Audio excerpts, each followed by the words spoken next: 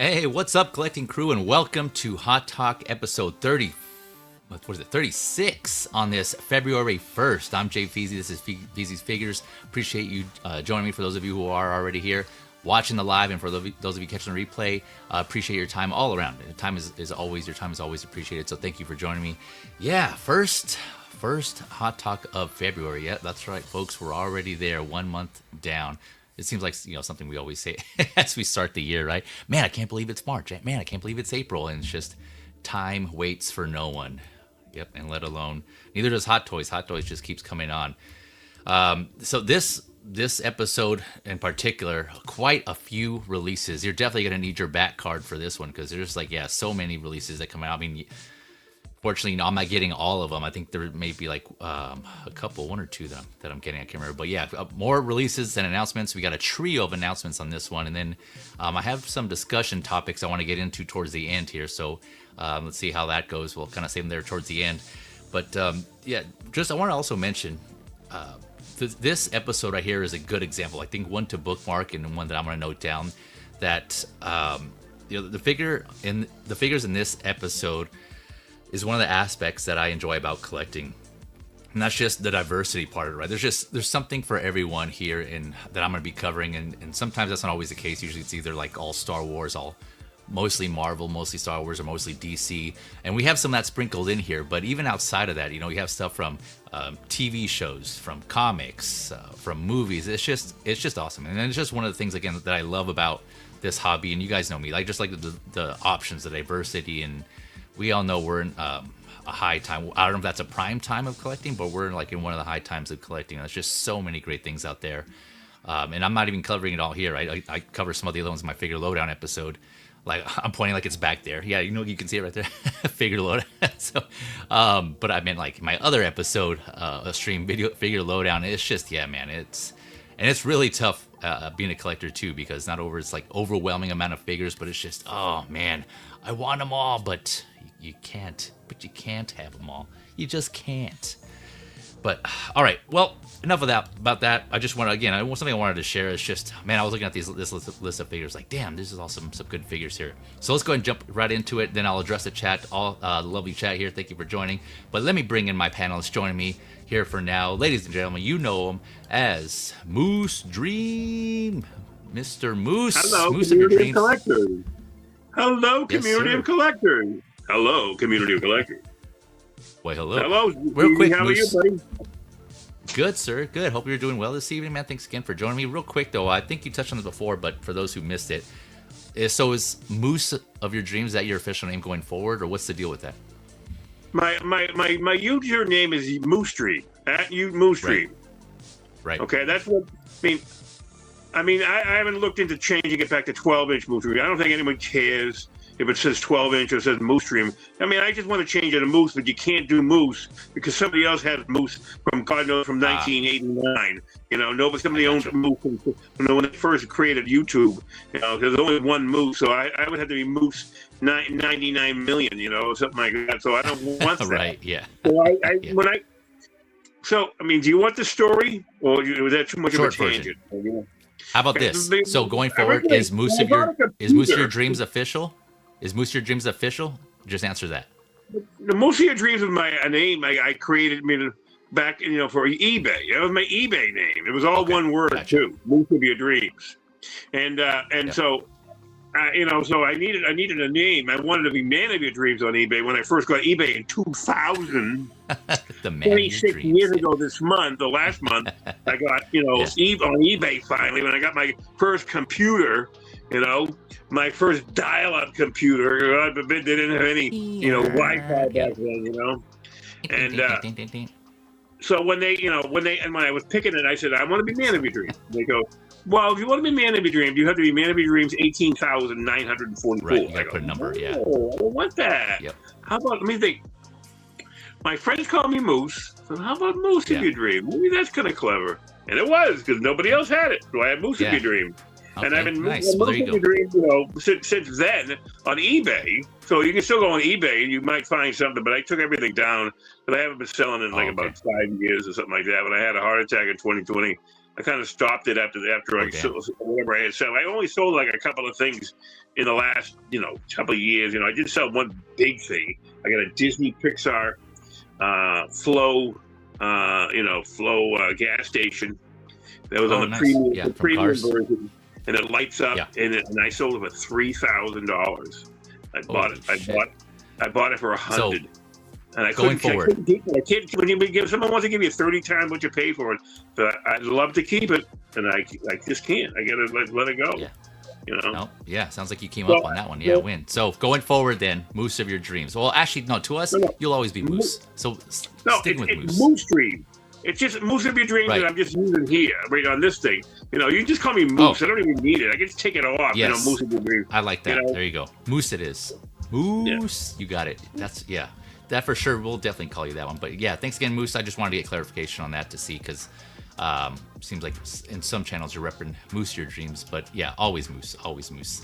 Like Valkyrie Magnus, my man Valkyrie Magnus says here, Moose. Speaking of, let me go ahead and address the chat here. Of course, we got Valkyrie Magnus, my man. Thank you for joining. Hope you're having a good night so far, and wind down to the weekend, right?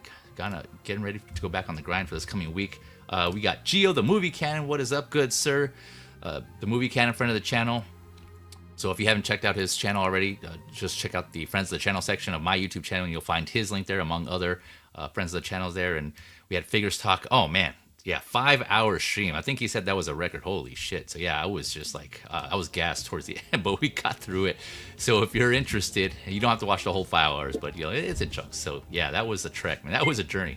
I'll tell you what. But thanks for coming through, Geo. Hope you're doing well, good sir. Of course, Moose always engaging with the chat. Love to see it. Double duties. Hello, community collectors. I need to do an extreme unboxing tomorrow for my 66 pack cycle and an Inner Bay 3-pack of Men in Black. Here come. So gorgeous. I'll put his link in the description below after the stream. Of course, Moose stream, his channel, his YouTube channel, so you can check out his content. He already has some unboxings out there. Go show him some love if you enjoy what he's doing. And of course, 16 Musketeers, he runs that group on Facebook. I'll put that in the description below, where it's just collectors, like-minded collectors sharing their stuff, their collections. Moose is, he has he has a wide collection, so he has a lot of stuff to share on there. So thanks for Moose for engaging there in the chat. Wide like my belly. Let me see. Yeah, wide like your belly. Yeah. Magnus also getting hyped. LFG, Feezy and friends, yes sir, let's go. We got Ass Chase in the house. What up, Ass Chase? What up, plastic crackheads? Thank you for coming through, good sir. See, movie canon, Geo saying I care, Moose. See, people care. Blue Tattoo in the house. What up, Blue? We got you, Moose. Man, Moose sticks. Moose is gonna stick. Blue Tattoo, S Beam, the Beam Brothers, Blue Beam as I like to call them. Also, friends of the channel. Collector's Figure every Monday. Actually, tomorrow they got one scheduled. So friends of the channel section as well if you want to check out their work and show them some love as well. Thanks for coming through, Blue. We got Tijuana Mike, King Churro in the house. What is up? Happy Sunday, collectors. His Mike, thank you for coming through, good sir.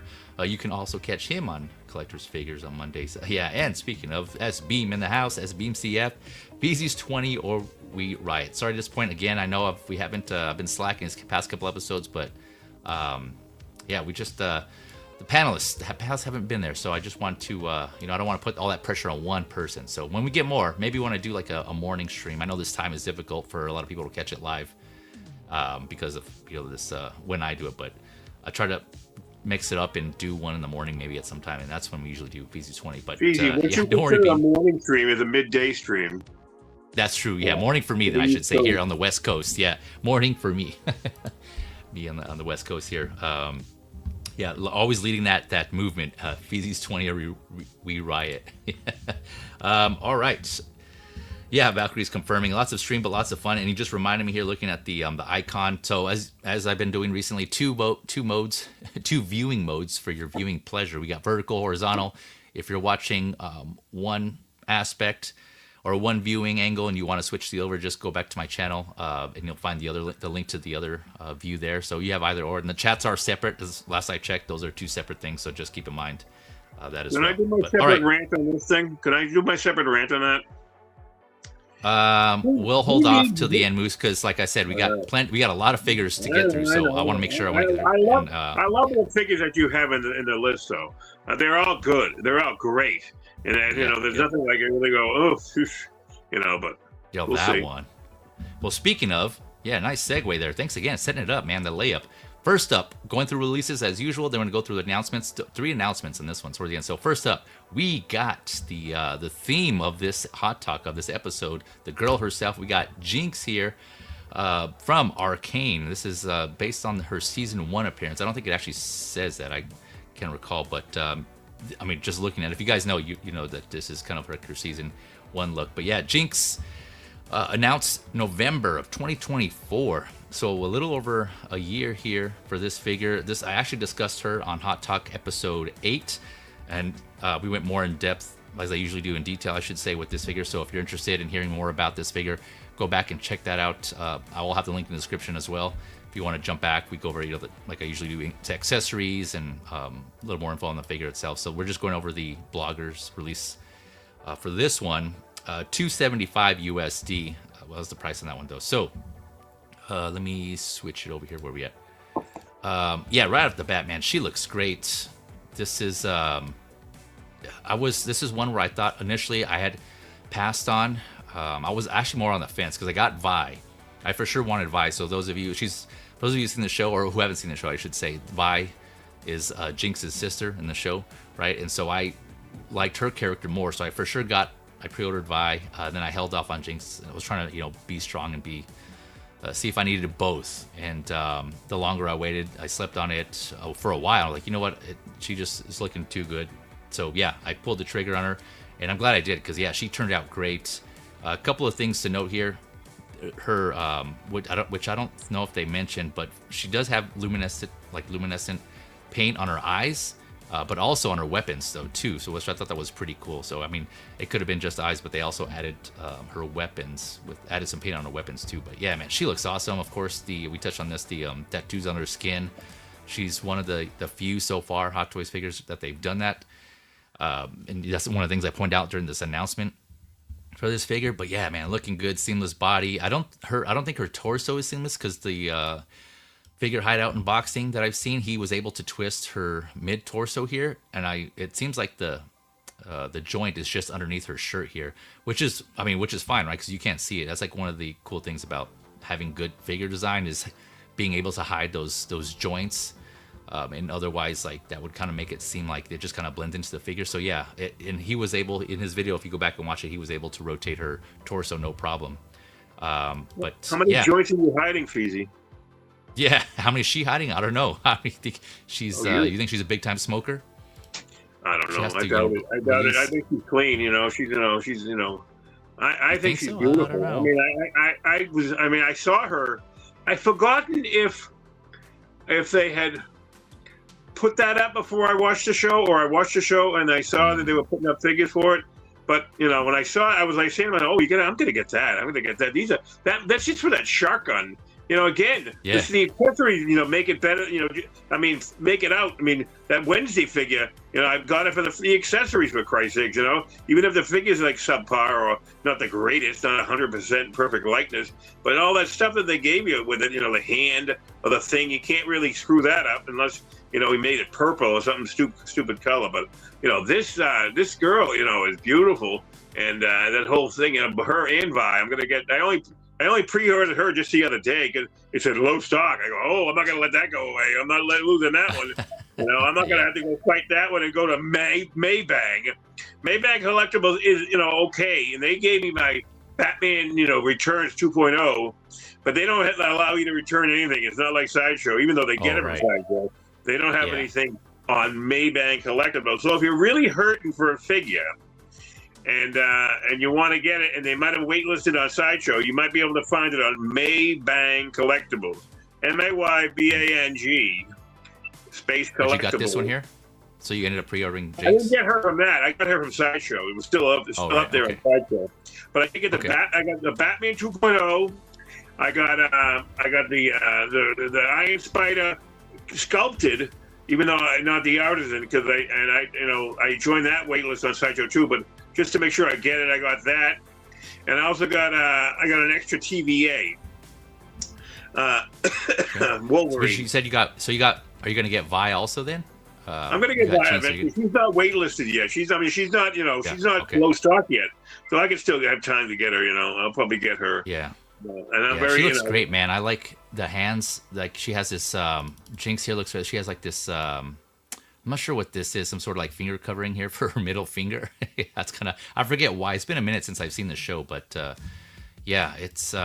Oh, speaking of, in the previous Hot Talk that I mentioned where we discussed her announcement, I also went through other figures I'd like to see, and I had some pictures too. So if you're interested in going back and checking that out, I had like other characters, including like Ambessa, Echo, I think was another one, and then I forget. I think there was another one, but I think those were at least the other ones I'd like to get from the show. Yeah, awesome show, man. So you said you saw the show, Moose? Or no? I've watched 2.5 episodes. I want to watch the whole both season. I just haven't had a chance to. I loved them. I loved what I've seen so far, and I'm gonna want to watch more.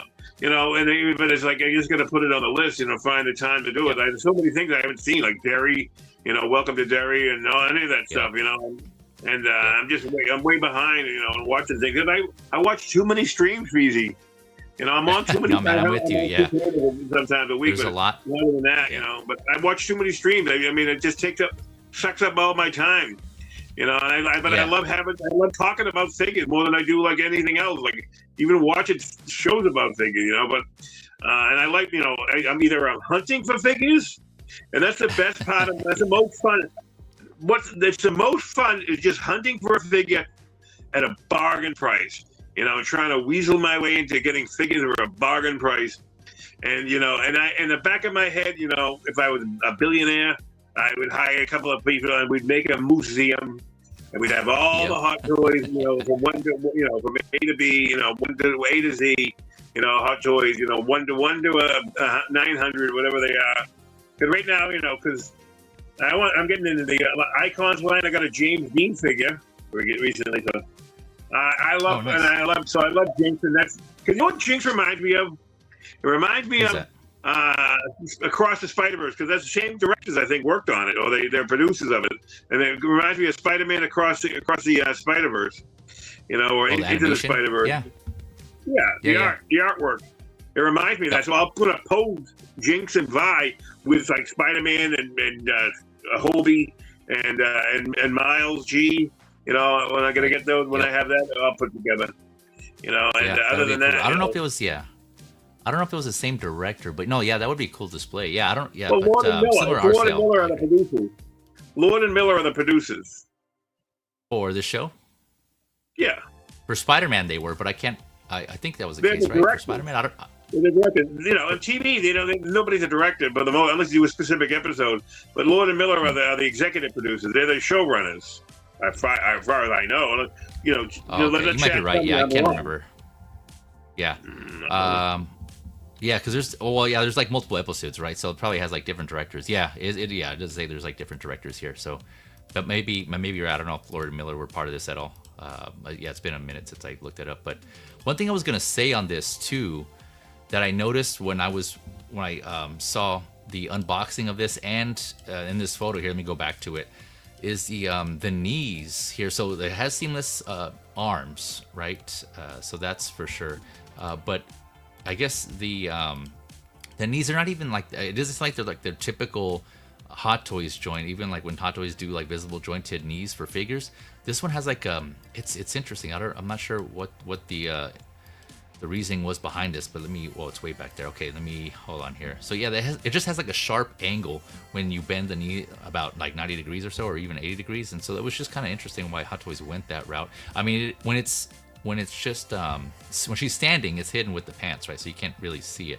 Let's see here. Let me see if I can go through it. There's one photo here we can kind of, it's more prominent. Well, it's kind of here. That's not the one I was talking about, but you kind of see what I'm talking about here. It's like a little more sharp here. I mean, even still, here it looks like it's probably passable. It looks a little more like animated and seamless, but there's another one where it has like more of a sharp edge to it. And I don't know, it doesn't bother me. I got Harley Quinn from ages ago from the first one, so she got big cracks. I'm still getting the artisan one, with the silicone knees and everything. So right here, so this right here, you see this? Yeah, right here. You see how like it kind of jags up. It's actually like a 90-degree angle right here. Well, it's it looks kind like of interesting. Mondo or Mattel. You know, it looks like Mondo, Mattel, Marvel Legends. You know, you're just Well, no, hiding- even like on hiding a those, little bit. that's what I was referring to. Like even on those figures, they have like there's like a middle piece, right? There's like the top of the shin and the lower part of the thigh, but in between those, there's more of like a curved. For the knee, there's usually like a curved part of it too that kind of makes it at least a little more rounded. But here, it looks like they just left that part out, and it's just more sharp. So I mean, I don't know. That's just that still might be there. It just might be designed differently. It's just something that I noticed. I'm still getting the figure either way, but I don't know. I haven't seen a lot of people mention this, so I don't know if again it's just something to consider when you get this figure in, so not to be too surprised, like and kind of be like, oh shit, what the hell. And you see this there, just FYI, that might be a thing. So I don't know. Maybe we'll see as more reviews come out for this figure. More people may point it out. Whether that bothers you, I'll leave that up to you guys. But again, I just wanted to point it out here. And like I said, it's just an interesting choice. I'm getting it regardless, but it's just I feel like some people are going to be a little pissed off at that. Oh, and right here too, you can kind of see there's like some overlap here, unless that's just an illusion here with her pants. You see how it's kind of tucked into the knee joint here.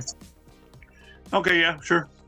Yeah, so just again, just something I was just pointing out, only because too, like was that whole in our Hermione's situation, like people got a lot of people were vocal about that and they wanted to get that fixed, and it's just more so than others, and so it in our, as you guys know, ended up addressing that, and they made the knee slimness for that Hermione 1/6 scale Harry Potter figure. And so, I wonder if that's going to be the case here too. If people are going to at least want some. I mean, it's already out, so it's kind of too late. So I guess there's nothing Hot Toys can do about it right now. But yeah, again, just something if that's going to be bothering people or not. I just thought it was interesting. Anything else on this on Jinx here? Actually, hold on. Let me bring up. You think they'll make another one? Do you think they'll make another? Is there any besides Vi? What else can they make? There's nothing else to make from that show. Have you watched the whole thing? I have seen the whole thing. Yes, thank you for bringing that up. Good question there. I think so. Yeah, it's two possibilities here. I think it is possible, right? Obviously, it is possible for Hot Toys to do this, but there are a couple more looks she had in the show. So if they do renew, if they do come back with another season, I can't remember if it's confirmed they're doing a season 3. They're not doing another season. I only think they're doing it. That's it. They've done 2 seasons. That's it. It's really expensive what they did. They did think they did it all at once too. And I think they did it all at once, from what I recall hearing. So I mean, I don't think they'll be coming back with that. It's too expensive to do another third. They'd have to do like 3 or 4 seasons to make it worthwhile. And I don't know if they have time. God, the Lord and Miller are still trying to get Spider-Man across the Spider-Verse. Part 3, part 2 of the second movie. Right. Out, and they're not going to come out till next year still. Like, come on, what the fuck? Come on, get going. Yeah, it takes a while. It takes a while to animate animate these movies. Yeah, yep. What real quick before I go on to the comparison photos, as I usually do, proto versus finals here, ladies and gentlemen, we got another panelist joining us. You know him as X-Man Supreme. Dave, what's up? Dave. Good sir. Hey, what's going on? I just jumped onto YouTube and I saw Jinx. I said, whoa. Yeah, whoa, missing your girl here. You're missing out on your girl. David, you can hold the fort a moment while I go step aside. I'll be right back. Oh, goodness. Okay. We're swapping out here. So let me, I gotta go to the little moose room. Yeah, I'm going to switch over here to the comparison here. Where are we at? Okay, here we go. Proto on the left, final on the right of our girl Jinx here. So, whoops. Okay, wait, does this still come up? No. Okay, good. I as I said before, I think this still looks great. Dang, I keep bringing that up. Don't really. I mean, it isn't based on an animated figure, right? So like her likeness represents that. So I don't know like how particular. I mean, like people may find things that I'm just not seeing, but you guys know me. I'm not really one for like to point out those details like that. But I don't know. What do you think, David? Is there anything that I'm missing here, or does it look pretty good? I think they both look great. I think we win. Yeah, yay, we win. I think we win. This is one figure that I think is good in the fact that, because a lot of people, there's different camps in the whole light up or swappable eyes or, doing the UV thing for effect. And I think this is one of those figures where the UV thing really, really works because, you know, anyone who's seen the show knows that's part of the vibe anyway. So, Right, so it's not a big deal to have a shelf of her and even, you know, Vi where you get the black lights going for the effects on her eyes and on her weapons and stuff, because that's just part of, you know, there's areas in the show that are exactly like that. But yep, for sure, yeah. But either way, you know, she looks fantastic. I'm very happy that I have her on order. I am very much looking forward to having her. I try to stay away from figures that don't fit the top 3, and it's just really hard to do when you get something like this. Yeah, Because this show is fantastic. Jinx and Vi are amazing. I wish they would make more, but I'm happy with these. You know, I will take them. I have zero self-control over anything that looks good. No, I'll buy something that I hate. You know, namely Clooney and Robin. You know, like, you know, Clooney, Batch, and Robin. Hey, I'll stand behind you on that because that's good. They're good. They look good. Well, they're great figures, but it's a shitty movie. It's an awful movie. You're absolutely right. One thing I'm noticing here and we'll actually, speaking of, we'll address, we'll come to those here. Those are on the list as well, the Batman and Robin figures here. But looking at back at this, it's just minor. I mean, and this is a minor detail, so I don't know how much you'll like notice this thing, even if they did do it on your shelf. But the little vein work around her eyes here, you can they're more prominent here. There's like more blue, but on the final, the paint doesn't seem, and it could be the lighting. You know, it's like one of those things where like the lighting just not coming through. Wait, is this coming up? No, I have to go here to this. Here we go. Yeah, right here. So like, is that showing through? Yeah. So that you can see the lines coming out from around her eye, and like they're not as prominent here. So just again something I point out. And then she does come with 2 sculpts here. So there's this one, and then she has this laughing one, or smiling, I should say. Which, you know, I mentioned this when we discussed it. I would have liked a actual like laughing, like open mouth, like laughing, kind of like the newest like. Is it the newest Harley or one of the Harleys that the head sculpt they had for her? Oh, the red and black one, I think it was that one. Like how she was like that. It would have been good to have something similar for Jinx as well. I know Dave has mentioned that also. That's like something that we both agreed on there. Just like something more expressive. Making an open mouth figure is really hard, you know, to get it right. I mean, Iconic, you know, had that screaming head sculpt for Bale, you know, for their American Psycho figure. And they had to go back to work on that like so many times, I hear. That's why it was delayed. It was like took forever to finally hit the streets, you know. But they finally did. But you know, I mean, look at it. You have to figure out how to open the mouth and put a tongue in it, and teeth or whatever else. You know, you want to make visible. You know, I mean, you know, it's not easy to do. I mean, it's easy to make a figure with just a smile, or even not even a smile, just a frown or whatever, just nothing. Like but you have to make something that has a tongue that has a depth inside the mouth. That's pretty hard to get it right. To make make molds of that. I think so. I mean, that's what I think. Do I have any basis upon that? Besides what they were talking about, you know, when they said they were delayed with the head sculpt on the Bale on the American Psycho. Well, that's the basic of what I'm taking it on. Oh, okay. It seems to be difficult for a likeness of a person, like a real living person. Yeah, but I think with something animated, it's probably not as difficult. But also, you know, I think we're okay not having it here because these sculpts that they did do. I think this one right here in particular is better than the prototype. I think because she looks a little too hard, a little too harsh lined in the prototype for this particular sculpt, and the one we got is softer and looks more, you know, more cartoonish. Oh yeah, and I think that's better for this. Yeah. More yeah. No, yeah, I think I agree with that. Yeah, let me go back here to this. I'm probably not that picky. I think this is the look. This is the look I probably would have for the head sculpt because this is how I just like remember her being just a little more like, more of like a crazy like maniac out of her mind. Yeah. And this one, I mean, she does have like this look in occasional when she's kind of just somber neutral, and in a neutral is, you know, it's a safe bet anyways on figures, right? You can't go wrong with the neutral sculpt. But yeah, this one is just this is more her. This is Jinx right here for me. Yeah, this looks really, really good.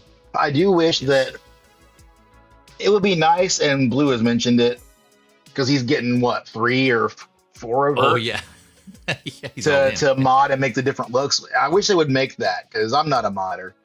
But her like the look that she had at the end of the show would have been really nice, because it actually would match the figure of Vi. Yeah. Yep. And it would be nice to have an earlier version of Vi from around the time where they got together, on that second season, because that was just Vi looked hard as hell. Yeah, she did. Yeah. That's the look I would prefer too. I mean, I'll take any Vi I can get, but yeah, I'm with you, man. That's the look I would have. And it's interesting, right? Again, like the choices they made here to go with like this look of Jinx and then that other look of Vi when they're like kind of mixed match. So yeah, it is. Yeah, no, I would have preferred her in her season 2 clothes or get up there. So, but I'll take it. Yeah, same. To Moose's question earlier, Dave, what do you think they're going to do other versions then? Hot Toys going to do other versions of these characters? I doubt it. They only go so far, Yeah. Especially it seems like with the Netflix stuff, they've done Wednesday, they've done the one guy from Squid Game. Some would argue not even the important character to make figures of from Squid Game. If you're looking at like the guards and stuff, I haven't seen that. I don't know. I don't really care. But like, I feel as though they've said what they have to say on Arcane, and they even went so far as to do a couple of characters from League of Legends proper, who I guess they sold. Yeah, they ended up selling out. Yeah, I was surprised though, but yeah, they did. Yeah. But like, I don't know if the juice is worth the squeeze for them in their mind, So who knows? I think that it is. I think they'll say if they make Caitlyn, if they make Ambessa, if they make literally anybody else from the main cast of this show, they will do well. I would love to see Victor. But I think it's Oh, sorry. Go ahead. Oh no, I think they're probably done, but they would do well to do more. Yeah, and I think you were on that stream with me too when we discussed the announcement of this, and we were discussing like other characters we'd like to see from that show as well. But yeah, here's a photo showing off her luminous eyes, the luminous eye paint. That looks so badass. Yeah, that does look badass. And so I was watching. Maso Menos? Shout out to Jose Plus. He had a Maso Menos episode this past weekend, so I'll put that link in the description if you missed it. The first ever, they had 3 contestants on at a time, which was crazy. So that's their king. That's the Maso Menos is a show where they do the King Shark Tank competition on there. But anyway, so they had a good discussion on this too, and someone was mentioning that that they think that this is going to be a low production figure, and I agree because. Just listening to the streams that I've heard so far when they discuss this, a lot of people haven't seen the show. I heard a lot of, she looks cool, but I haven't seen the show, so I'm not familiar with her. Like that, surprisingly, from a lot of people, and so it kind of seems like it's, one of those that's going to be. I think Moose, mentioned that too. So you still need to watch it, but at least you started watching it. But I watched it. I watched some of it. I'm going to watch all more of it. I'm going to watch the whole thing, and hopefully, if it's great, I'll watch the whole thing. And I heard it was great. So, I encourage you to, I haven't watched any of the Squid Game. There's already 2 seasons of that. I don't know how many shows, there's like 3 actually for Squid Games. Is there 3 coming out now? Oh my god! I think there are 3. Wars. I couldn't even get through 7 years of Clone Wars or 7 seasons of Clone Wars. There's a lot more episodes of Clone Wars. There's like 20 episodes a year or more. And some of those things. There's a lot. Yeah. And some of them suck. Some of the episodes are like just weak. But then on Clone Wars, so I try to I'm gonna try to. They're not strong. Give me the best ones to watch. Like the most essential ones, though. Yeah, that's the way to go. Away with that, because then if I really like it, I'll go back and watch the other ones that I missed. That's definitely the way to go. But going back to Jinx here, Moose. So where I was going with that is because of that, I think that because a lot of people weren't familiar with this, and I mentioned before that a lot of the Hot Toys and other toy companies rely on pre-orders too, right, to determine how many they're going to make, and of course they do an extra percentage. So this may be one where when people do finally come around to watching it, I agree that they're going to be like, oh, damn, that show is badass. I want to get this figure. But they've already made, their production, and it's kind of already over with. And so, like, the retailers, even like the mom and pop shops, they already put it in their order. I know a lot of them go based off pre-orders specifically and account for maybe a couple. And they submit theirs to Sideshow or whoever their distributor is. But yeah, then so once they get that allotment and they sell them, then that's most likely it. Unless there's extra, for replacements or whatever, like I mentioned. But after that, yeah. So I don't know. I think overall, it seems like there may not. I could be wrong. They could have made more, but it seems like this didn't really sell too well in the pre-orders, and so after the fact, it may come up. But yeah, like Moose was asking, like we were talking about earlier, they may do another version of this down the line if they do another season, or if they do, seeing how, because I'm sure Hot Toys watches the secondary market as well. So if they see like certain figures doing well, I'm sure they may put out another version and just try to take a piece of that pie too. That if people are willing to pay, certain prices for figures, like, oh damn, well then we might as well put out another version and get some of that cut ourselves. So again, we don't ever know with Hot Toys. It's a possibility. It could happen, but it's not. There's no guarantee. But yeah, you're going to add something, Moose? Well, I could easily see that this and Vi could have been an exclusive up to 1,500 apiece. I don't know about that one. I don't think that would sell well. Yeah, they would sell out for sure, but I mean, that would have been a bad decision, in my opinion, because I think they could have sold more. They're usually they're non-limited. It seems like they're more like in the tens of thousands or just under that, depending on the figure or the character. Whereas the limited stuff is usually the highest we've seen is 6,000, right? So if you want to go off the max for Black Widow, Artisan, it seems like that's like the highest I've seen on a limited quantity. So if we just use that as reference, that's like the max Hot Toys do. Just imagine how many they do of the regular release, right? It has to definitely be more than that. So I'm thinking maybe around 10,000-ish. I don't know. So if it's like Black Friday prices, that's just the price. They just said it was a discount. Yeah. 1,500 of this one figure, that's all they make of half of the figures that are like that. This time they're just telling you to generate buzz. So you think that 1,500 isn't a lot. Oh yeah. Yeah, I mean that's true because they don't limit. That's true because they don't actually number it too, right? So no, they never tell us anything about numbers. Yeah, they could be blowing smoke up our asses too. Yeah, I mean that's true. There's no way. Then what do we have to go off of? Like everything they're telling us, we don't know if they're telling the truth or not, right? So it's like we have to have some sort of reference to measure ourselves. Hype. Otherwise, what's that? Manufactured hype. Yep, manufactured hype. Yeah. Yep.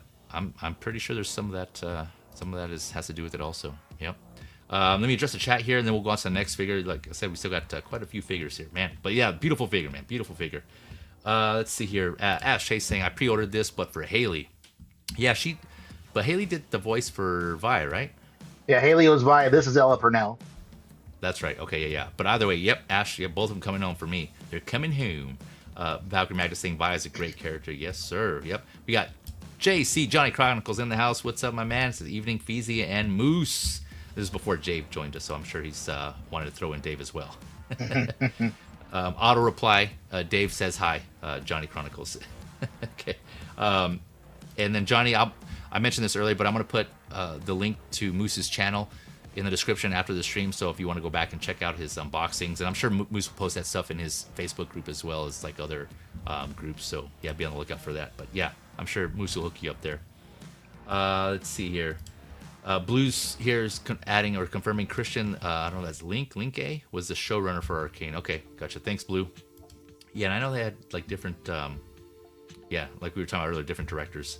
And Blue's also green. Yeah, they should have made the legs seamless as well. So yeah, especially with these other figures, those K-pop figures we talked about earlier. But I mean, this is obviously in development way before then. So I guess that's when Hot Toys did the transition for there. Yeah, X-Fan, I'm here. I don't have that clip. That's all Geo. It's me. It's me. We got Evangelium in the house. Yeah, what up, Evangelium? Thank you for coming through. Hey, Feezy and Moose and X-Men Supreme.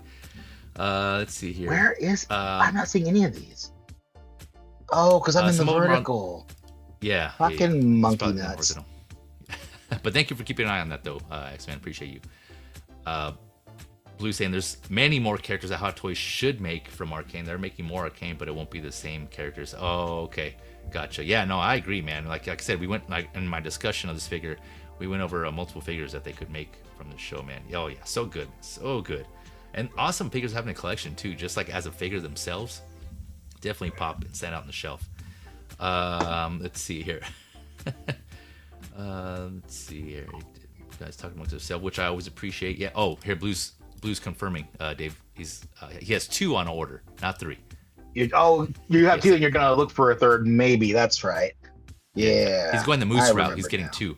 Yeah, yep. We got Toy Quest 101 in the house. What up, Miguel? Thank you for coming through, my man. He was with us for a little bit on Figures Talk on Geo's stream this past Friday as well. He was showing off that John Wayne. We were talking about head sculpts during the discussion of the Rocky, the Slice Stallone Shop Rocky, and we got to head sculpts, and he was gracious enough to jump on and show us the example of was it John Wayne, and then also the Cobra figure. He had a Cobra on hand too, so he showed us. So thanks again for taking the time to do that, and for jumping here and just saying what's up, man. Appreciate you. Thanks for coming through. So yeah, Toy Quest 101. If you're not already following, yeah, he does all kinds of live streams and unboxing as well. Big collector of statues, 6-scale figures. Yeah. I think earlier, if I'm not mistaken, he had an interview with the gentleman who does the voice for Bishop from X-Men '97. Yeah, which you can go back and watch. I couldn't get to it though. I couldn't watch it. I was busy. I saw you go back and check out the replay. So yeah, if you're interested, check that out. I'll put his link in the description below if you want to check that out, man. Yeah, but he's doing some good shit over there, man. Thanks for coming through again, Miguel, or Toy Quest.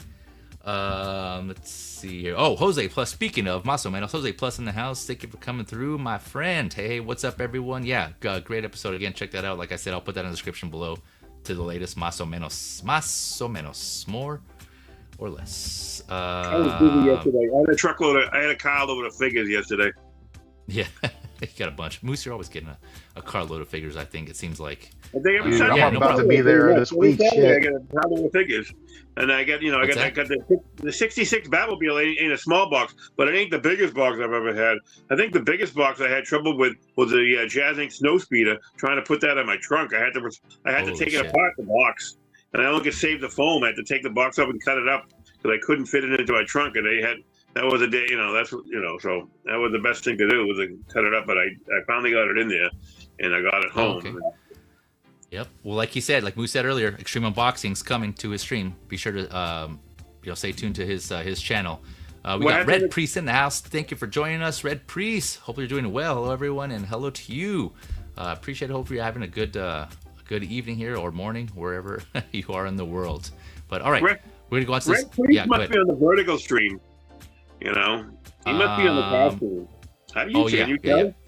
Yeah. Again, reminder. Yeah, I see the icon here on my end. There's an icon next to the name. And yeah, again, as a reminder, there are 2 streams, vertical, horizontal. If you're on one and you prefer the other one, just go back to my channel. The link is there for your preference, right? So I figured, again, I like options myself, so I wanted to put that out there for those of you who are have a preference there as well, mobile, desktop, or whatever it is, TV. But all right, going on to the next release here. We got I guess, would you call him Hawaiian? I don't know if he would be Hawaiian, but we got Stitch from Lilo and Stitch. This one is, let's see here. This one's interesting. So this was announced May of last year, 2025, released here earlier this month, January, $215 USD. So I discussed this one on Hot Talk episode 20. Again, link in the description below if you want to go back and listen and watch that stream on this announcement. But not too much to say just because there wasn't much that came with this figure. One thing, though, I'm curious on, I'm kind of confused on, and I see a bunch of different people saying this, is that I've heard people say that he's 1-to-1 scale. I've heard others say he's half scale. I'm going to go with, personally, from what I'm seeing and reading, this is, again, based on the live action Stitch, I think he's more around half scale because although they didn't give an exact height, when I Googled how tall he should be, they said he was around like the size of a dog, like was it golden retriever or something like that? And so this figure here measures what is like 15.4 inches, so like 39 centimeters. And it's saying that, Stitch in the film is about 3 feet tall, so 36 inches. So again, he's here like just under 15 and a half, which puts him about like half scale. So I don't think there's any definitive, though, height for him that I've seen, but let me know in the comments or the chat. And do you guys know here on the panel? I don't really know. I haven't had. Okay. No, I can't. I haven't seen either one of the Stitch movies. Lilo and Stitch movie. I've just seen either one, the cartoon, even though that's usually up my alley. But it was also flat cartooning, and I don't know, it just seemed kind of annoying, at first. So and then they did the new one. I haven't, I didn't run out to see that. But I you never know. I could change my mind if I got that cheap. It's only pretty cheap now. It's $215, but it's only half a figure. It's not really. It's 15 inches. It's bigger than most Hot Toys. Obviously, or almost all Hot Toys. And he's a little bit of a cutie, and if he's as funny as I say, I might get him. But I have to watch. Well, you need to go watch the cartoon. You need to watch the original movie and unfuck yourself, sir. Start with the cartoon. Did I unburden myself, Dave? 3 feet is a lot. 3 feet is a lot. There's no way in absolute hell. That's what I was. Look, I'm sitting here right now. Right, I'm sitting here in my chair, and right here, this is 3 feet. Yeah. As I'm sitting here in this chair. Wait, let me see. Whoops, enhance. This is where the top of Stitch's head would be. Him, like, standing up, I guess. I don't know. 3 That's feet still a lot, dude. That is a lot. I don't know. That's what I was reading. I mean, 3 feet is taller than a gremlin. Yeah. Like a foot taller than a gremlin. I couldn't find anything specifically that says how tall he is, and I don't know if it's just one of those things where there's no, when the creators or the writers, whoever were coming up with this, they didn't give him a definitive height, because again, like in the cartoon, it's a cartoon, right? So he's almost as tall as Lilo, but so then would that mean Lilo's like super short, or doesn't that mean Lilo like is super tiny really in the cartoon? Yeah, so she's itty bitty in the cartoon. That's not gonna translate well to the movie. So I understand. Yeah. So then I guess the writers of live action, like, what do they go off of then? It's like they gotta just make up something. So I don't know, and that's probably why they didn't put a scale on this. It just says collectible, I think. So it's kind of like they can't do a correct scale because there's no definitive height, I don't think. But I mean, either way, it probably doesn't matter to some of you. You're like, Stitch is Stitch. Yeah, I think 2 feet would be pushing it, kinda. But I would think 2 feet max should be his height. But also this thing, because you hear 15 inches, right? And you think, well, that's not even, She-Hulk is about that height as a figure. But then you see him when people are holding him, and he's just so, he's just so fluffed out elsewise. That I feel like the height, it feels passable, even though he's smaller than he should be. It feels like you can fudge that into a full-scale collection. Like you could put that with Baby Groot, and with Grogu, and with, if you have a Gizmo, and I think he would fit in just fine with those full-scale characters. I think that'll be okay. Yeah, I think so too. Yeah, I mean, either way, it's like a pass for me. But just something I thought was interesting, because I heard different things. There's not really a definitive scale for this one. But yeah, super cute. Fine to me. No one's gonna want a 3 foot thing of this unless you already have one that's like that you could put into a detail. They want to sell. They want to sell as many of these as possible. You can't make them all 3 feet because you're not going to sell that many. People don't have the space for it, especially over there. So I think this is a big draw over, over like China and places like in Japan. I'm sure it's huge over there. Probably bigger than it is over here. And I don't know what percentage is the U.S. market for Hot Toys versus the overseas market, and I don't know how much Australia and Europe comes into play. What percentage of that is, but I mean, this is they can't make it too big, and that's fine. 15 inches is fine. That's what she said, but 15 inches is fine. Yeah, I don't know. I think she would have said 15 inches too big, but yeah, that's just me. I don't know. Well, you haven't met the girls that I met, Oh, okay. Yeah, I guess not. Yeah, I can't pull them like you, Moose. I can't pull them like you. You put your 6 figures a month. Yeah. This is like a quality woman there. Yeah. This is super cute, though. I mean, hey, you might be able to pull some more in, Moose, if you get this and you're like, hey, you want to see my Stitch? Actually, no, you probably don't want to say that. You probably just just show this.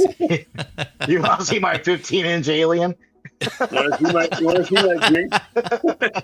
18 inches, an 18-inch alien. My 18 up there on the shelf, from Canada. The 18-inch alien, beautiful. Hey, he's probably a good 22 with the ears up. So right? Yeah. 20 or something like that. Articulated ears, yeah. Super cute. And this is. Go ahead. My NECA Xenomorphs are 24 inches in the box still. Oh, damn. Is that the queen? Or just the standard? No, I don't have the queen. The queen wasn't in this is quarter scale. Those two are quarter scales, and I got them cheap. Gotcha. Got them half price. How can I say no? Half price. Then like $130 figure when the NECA put them out, in stores, and I found them for like $50. I go, shit, yeah, you're crazy. And I got a bunch of NECA ones like that, but they have giant seams. Some of them, like Superman has a giant seams on his elbow and his knees and stuff like that, but. I don't think I'm going to be getting this right away. Unless somebody's going to give it away. Okay. If I find a giveaway price, me. I'm a plunderer. I'm like a Viking of collecting. Moose the Viking. Collects. I'll plunder if I can find a bargain. You say that. Yeah, you are. But you also pick up a lot of doubles of things brand new off the rack. I see you, Moose. I know. You ain't fooling me. I buy stuff, Dave. I buy stuff because I think it's not going to get any lower. Like the T800 battle damage, it ain't going down in price, baby. I can't believe it's going down. If anything, right now, if you go on like OTR or if you go on like Maybang, for the battle damage, if they still have it in stock, they want instead of because it was like I think 340, on Sideshow or 350 on Sideshow, They want $450. They want $100 more. In some of these places now. And I don't know what if Kid still has any. If he's putting any up, but they all, they're all. You didn't hesitate. You didn't get it right away. You're screwed. I got it right away, but then I wanted another one, and I bitched about it because they sent me a waitlist conversion because we got into the waitlist. Oh man. I wanted to get a second one, and they declined me. They said, no, you can't have a second one. And you gave me a waitlist conversion. That's why I got the that's why you helped me get the other TVA because they wouldn't let me have another one of those anyways. But on regular ones, if you don't get in there a certain time, they won't let you have a second one. So you're better off ordering two. That's why I ordered two Xenomorphs. And I don't think it's ever gonna get cheaper than it is, from Sideshow. From the next one? Oh, two like a Hot Toys. I see. Yeah, I gotcha. Well, I mean, yeah. They did. Now look, I got my Feral Predator for less than Sideshow. Okay, I'm shocked. I'm downright shocked that someone offered it for less than Sideshow.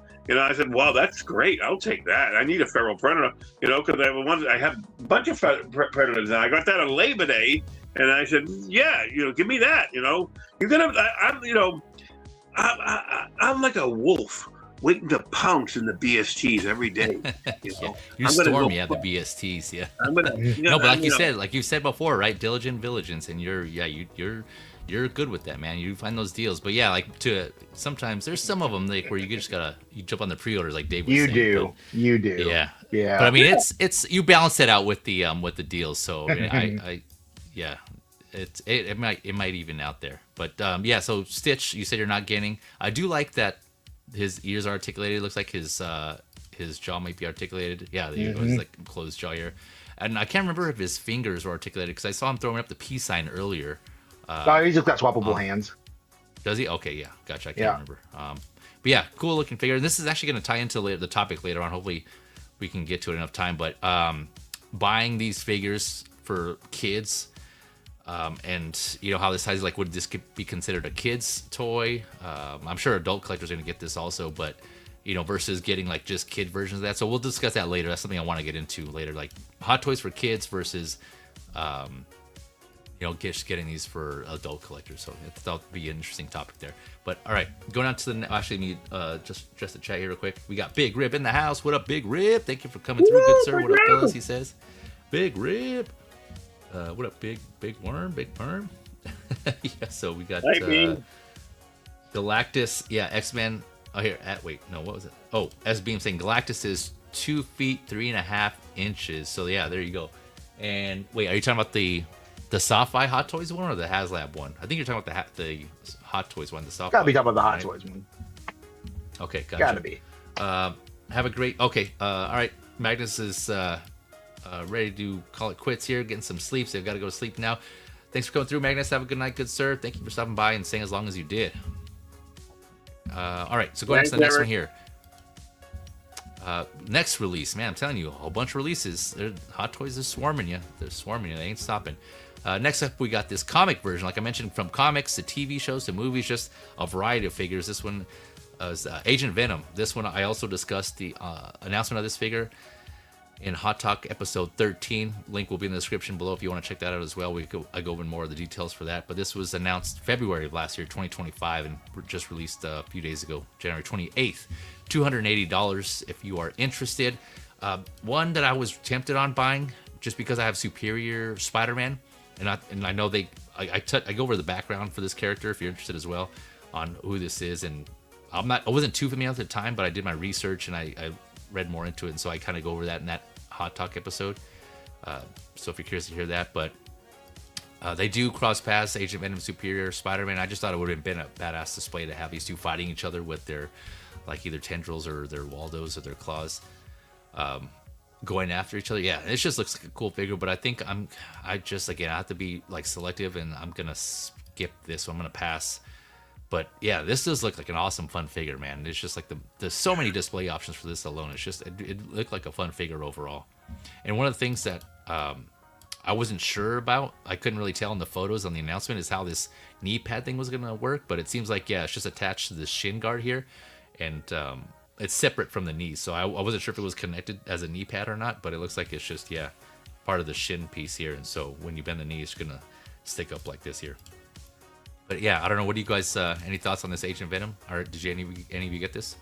I would, if I could just buy shit because it looks cool. I would absolutely buy this. Man, I would have this and I would have that. Everyone keeps saying it, and it's so true. But I would have this, and I would have that War Machine Punisher just wrecking shop, man. That'd be so cool. Oh, yeah. Get a whole bunch of random dudes with guns just to have them blasting through them. That'd be awesome. But this guy, I don't know a lot about him in the comics. I haven't really been keeping up with the comics so much in the last few years. But he was hanging out with the Guardians of the Galaxy, wasn't he? I think he was. Yeah, I think his suit was white then, right? I don't know about that, but I can't recall. Okay, maybe I'm thinking about another. But I think he was hanging out with the Guardians. I know he was with Shield, and I know it's Flash Thompson, and I know he lost his legs in some kind of, I don't know if he was like in a war, if he was in the army. I don't know what he did, but I know he lost his legs, and they gave him the symbiote, and then he became Agent Venom, and it's really cool. It's really, really cool. I would like to have him. Yeah, it's a cool concept for sure. Yeah, it looks really fun. How about you, Moose? Were you getting this one, or are you passing? I passed on it for now, because I'm sure. I think he'll be hard to find figure too, because he looks really good, with all the guns and everything that he has. When you put them all on the extra arms, get all those arms out. I mean, if anything, I'm not big into that Spider-Man look, with multiple different legs and everything like that. But you need it kind of for this guy, for a Venom figure of any kind, And he looks really nice, He's kind of like, they gave him, they had certain, they used some of his ideas on the Absolute Batman, with all those spikes going and everything like that, And or Hellbat. I haven't been able to, pull the trigger on this.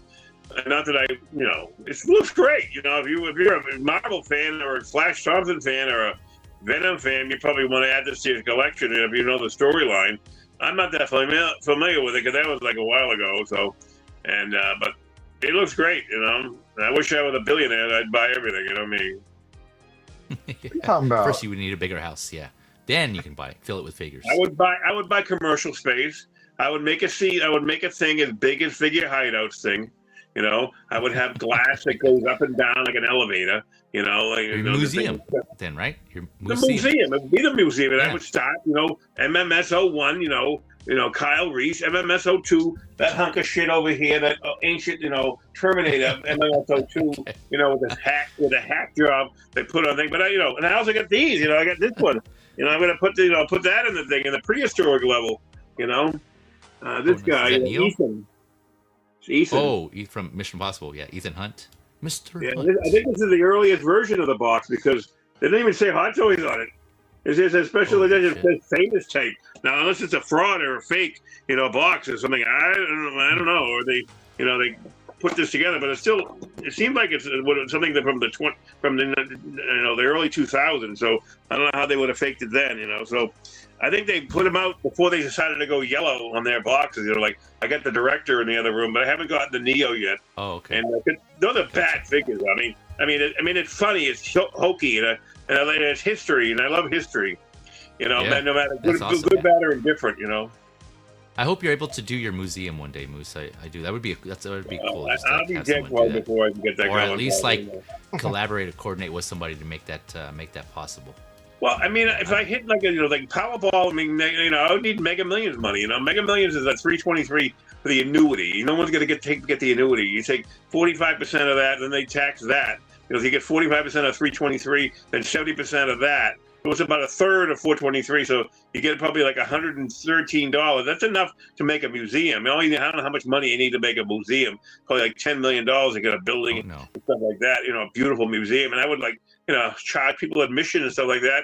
I would put a little store in there, and if you bought enough stuff at the store, I'd give you a free ticket to the museum.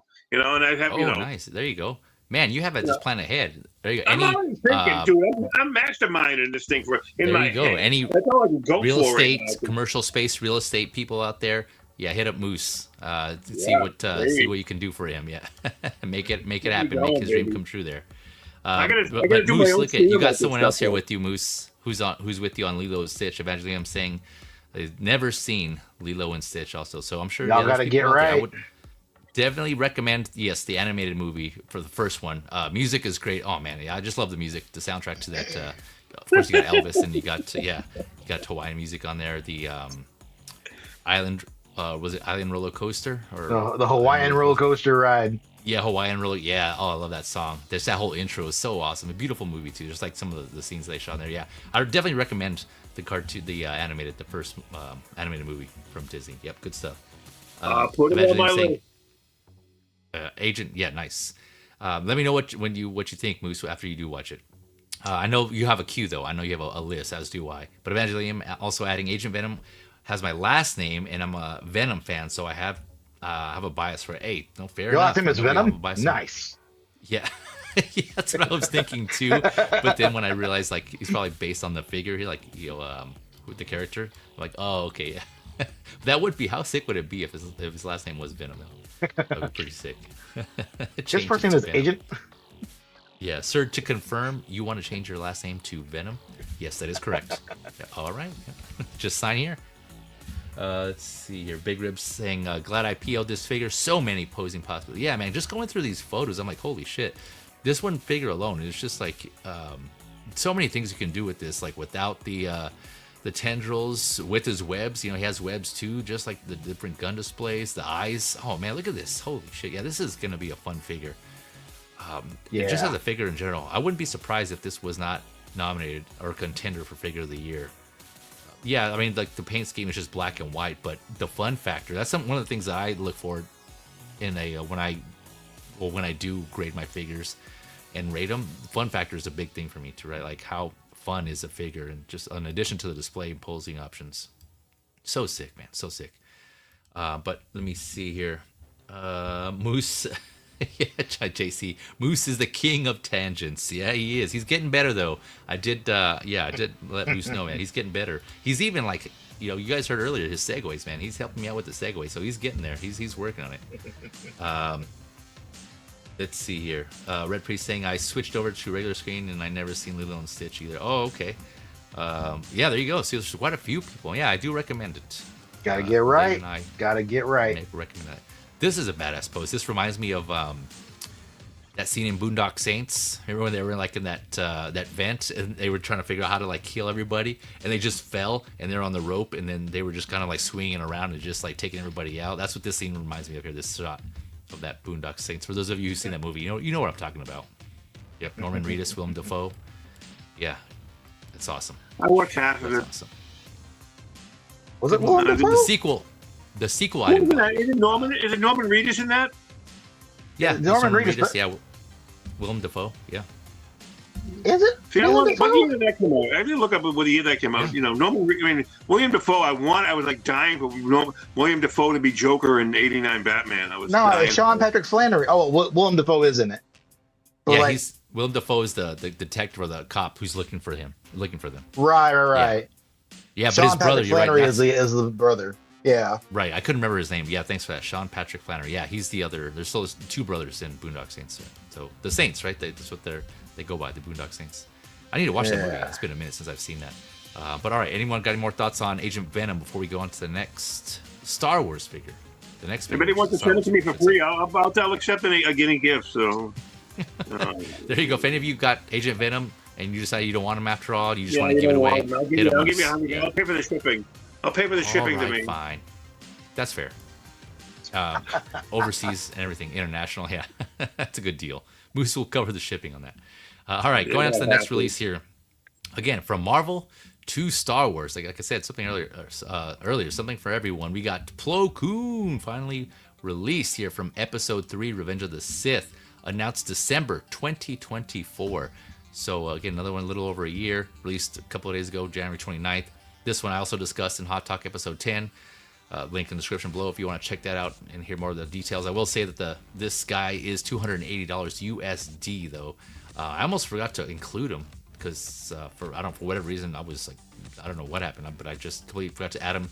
So I was like trying to quickly add him to the my list of figures here before the stream. But now I mentioned this on Figures Talk on Geo's stream. I love that Star Wars is doing more creatures and more aliens from Star Wars. Wait, did I say Star Wars? Hot Toys is doing more creatures and aliens from Star Wars. So this was like a surprise announcement for a lot of people. The fact that they did this, and Kit Fisto and Stacey Teen, those three alien Jedi Masters, then they kind of came out around the same time. But yeah, it's just awesome. It's just, again, trying to be selective. I do have a lot of the Clone War Jedi figures, Mace Windu, Obi-Wan, Anakin, Kit Fisto, but it's not one where I necessarily need to complete a line. So for me, I'm passing on this. And it's not because his head looks like a rotisserie chicken, as they put it, or like either like a baked turkey. But it's just, yeah, I know he was a big player in the Clone Wars, but it's not a character that I was like really drawn to that much. I do like the way his look and his look with the mask and the goggles. He does look badass. I'm not sure about those sausage fingers though, the banana hands. But yeah, to those of you who are adding him to your collection, have like your shelf of Jedi just right next to each other, especially like your aliens and your creatures. This would definitely be cool. But yeah, pass for me. I don't know, Dave. What do you think on this one? Are you good? You skip on this one too? I don't have any Jedi. I have a Padawan. And I have one Dark Lord. And Revan, right? Yep. Is it Revan? He just wouldn't make sense for me. But he's cool. It would be cool to see a whole shelf full of the Jedi. That'd be sick. Yeah, man. Hell yeah, with all their sabers. Oh man, that'd be so sick. Yeah. What about you, Moose? Are you interested in this? I said on an earlier stream tonight. I'd rather get OT figures. More OT figures like even Scum and Villainy. I'd rather have those figures than opposed to a character that's a hack Jedi, dies off in 8 seconds, of coming into the scene. By Sidious, and him and Fisto, they're just weak sisters. But you know why? Because they didn't do them justice. Disney screwed those characters over. They had no section about how to develop them into the movies thing. Or Lucas didn't. That was Lucas's problem. He didn't put them. Should have had some kind of thing. I mean, Clone Wars is like a whole bunch of stuff that they did with Kit Fisto and I think Plo Koon. So I don't really need this right now unless somebody's giving it away for nothing. Give it to me. I'll put it in there. Figure, yeah. If anyone's giving away Agent Venom or Plo Koon, yeah, hit up Moose. He'll take them off your hands for free. Okay, so I got a question for you, Moose. Yeah. Oh, here we go. I got a question for you. You talking about Plo Koon being weak sauce and shit? A hack, quote unquote. How do you feel about Maul? Yeah, Maul had a lot more presence. He had a lot more time on screen. I got a Maul recently. I got a 2.0. I mean, I thought it was bizarre. I got the 2.0 Mall on speeder, and from Sideshow, I go, wow, man, I can't believe that's still hanging around in Sideshow's Kick. You know, like, I mean, it must be in their warehouse. You know, and so I took that because I was looking for one, and I would have paid $400 for it, and I kept on seeing it, but I just kept on missing it. You know, on the BSTs, you know, that's still I mean, it's better than the first, you know, DX17. You know, Darth Maul. So, I mean, Darth Maul, you know, I mean, they didn't do him very well either, and I don't know. I mean, Lucas developed that whole thing about him coming back. You know, they put him back together somehow. You know, hypocritical son of a bitch.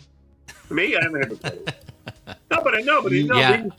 How much time did Kit Fisto and Stacey Teason and Plo Koon have on screen? I don't know, maybe a minute. I thought you were a man of principle, Moose. I'm disappointed. Oh man. No, Yeah, no. At least he had a couple of great fights, you know, and he's on that speeder bike, you know, and I got those Sideshow, you know, droids that floated over his head. So when I finally get him again, he's coming probably next week. You know, I'll have to make another giant run next Saturday, get them all in.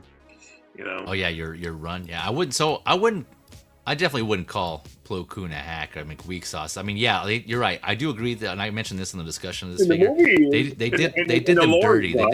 They did these Jedi dirty in Revenge of the Sith. That was just like so stupid how they killed them off. And like I'm not gonna get into again because I already went on there, which is just dumb. But yeah, they definitely didn't do them justice. But major players in Clone Wars for sure. But like I said, I just wasn't that too drawn towards Plo Koon. But yeah, like for those of you who are getting the Wolf Pack, I can see why this is a must-have. I know. Let's see, we got Clinton Martin in the house. What up, Clint? Thank you for coming through. Howdy, folks. And yeah, he's one of them. Says, love Plo, excited for this. I'm sure he has the these Wolfpack troopers as well. And then I'm sure this was Clinton Martin here when Moose had said that Plo Koon was weak sauce. That was He was like, "What the? How dare you, Moose? Where is it at?" Yeah, he's adding insults to the man. Insults to the man. Offended by he said, "How dare David Moose?" About what? What was he? He was offended by something. Yeah, no, I think it says he called Plo Koon weak sauce. Yeah, he said it was a hack. This is just now. I said that, but earlier in the chat, you know, Gio said, "How dare you, David Moose?" I don't know what he was referring to. That he didn't Me. Oh, I saw it. Yeah, I can't remember. That was probably the previous figure. Go look at the messages. You'll see it. Yeah, he said we it. already passed it. Yeah, it was something. I think it was a previous figure. I think it had to do with like Lilo and Stitch or something, or I don't know. I can't remember. But yeah, we're past that point. But Johnny here saying, Johnny's with you, Moose. JC's like, Moose money's better spent on the Sideshow's Coming villainy line, which is expensive and pricey, man. Like, yeah, I do agree. Those. For what they are pricey, but that's always been. Yeah, they are asking way too much money. They are feeling themselves way too hard on that coming villainy line. Sideshow needs to know what their worth is. Yep, and it's probably. I think it's just one of those things because like they're doing it because they can, right? Because they have the license to those figures or those that specific list line of characters, and so like, well, we're the only ones making them. Might as well, you know, we're going to charge what we want for those. Let me give you subpar paint apps. Yeah, and I'm gonna give you 2 sets of hands and a glass of blue milk. $300, please. Fuck off. I haven't changed it. Sideshow put out that Pennywise in the first, you know, miniseries. You know that Pennywise, you know, with the Tim Curry Pennywise. Yeah, I think that's going for huge money now. That's a good figure, though. No, it is. Yeah, it's a decent figure. Yeah, I know. It's a decent looking figure. It depends. It does depend on the figure, right? Because Sideshow figures are limited. They usually put that up, right? Limited. And I asked them this too, to kind of real quick, just to touch on this. So if they just basically go by number, right? They don't give a size. They usually just go with how many pre-orders they get. And I did confirm that with them when I emailed and I asked them. And so it says limited edition, and it's just basically how much they get. So once that's done, then that's it. They don't. They tend to not make those figures anymore. So and that's there's a popularity for that Pennywise because it came around the time I think Welcome to Derry was out, and then just Pennywise in general started becoming more popular again. So it was long before that. That Sky went up in price. Oh, I don't know if it went. Well, I don't know when it went up in price, but it was out long before the dairy was. No, yeah, no, it was definitely out. But now that I think they stopped and they sold all their allotments, then yeah, people are wanting to go back and get it. I don't know. That's just what I think, but I don't know for sure. But it is. Yeah, I heard it was going up for a pretty penny now. But yeah, I should have kept it. Kloon. Yeah, like I said, congrats for all those who are waiting for those. This, like I mentioned, Clinton Martin. I know he's a big fan. There's other big fans of Plo Koon out there, and like I said, to kind of have him leading the wolf pack, I'm sure that would be an awesome display. But it's gonna be a pass for me. Anyone got more thoughts on Plo Koon here before we go on to the dynamic duo? No, we lost Moose. Oh yeah, we did lose Moose. The Moose is loose. No, watch out, folks.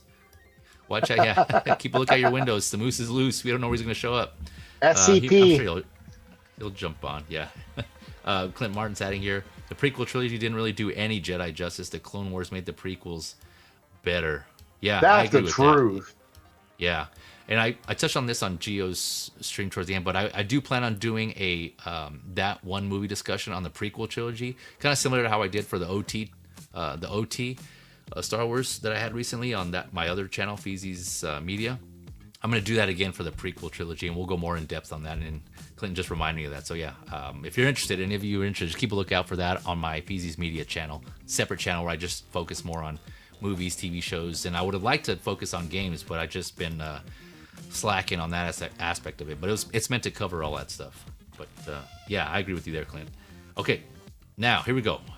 Going on, this is this was highly debatable, a lot talked about on this one, and you guys actually touched on it earlier. But also released from Hot Toys, Batman and Robin from Batman and Robin. So we're gonna go over Batman here first. I didn't cover this figure when it was announced, so I'm gonna go through some of the details on there for that one, just to kind of be consistent with some of these figures here and how I give this information. So announced December 16th of 2024.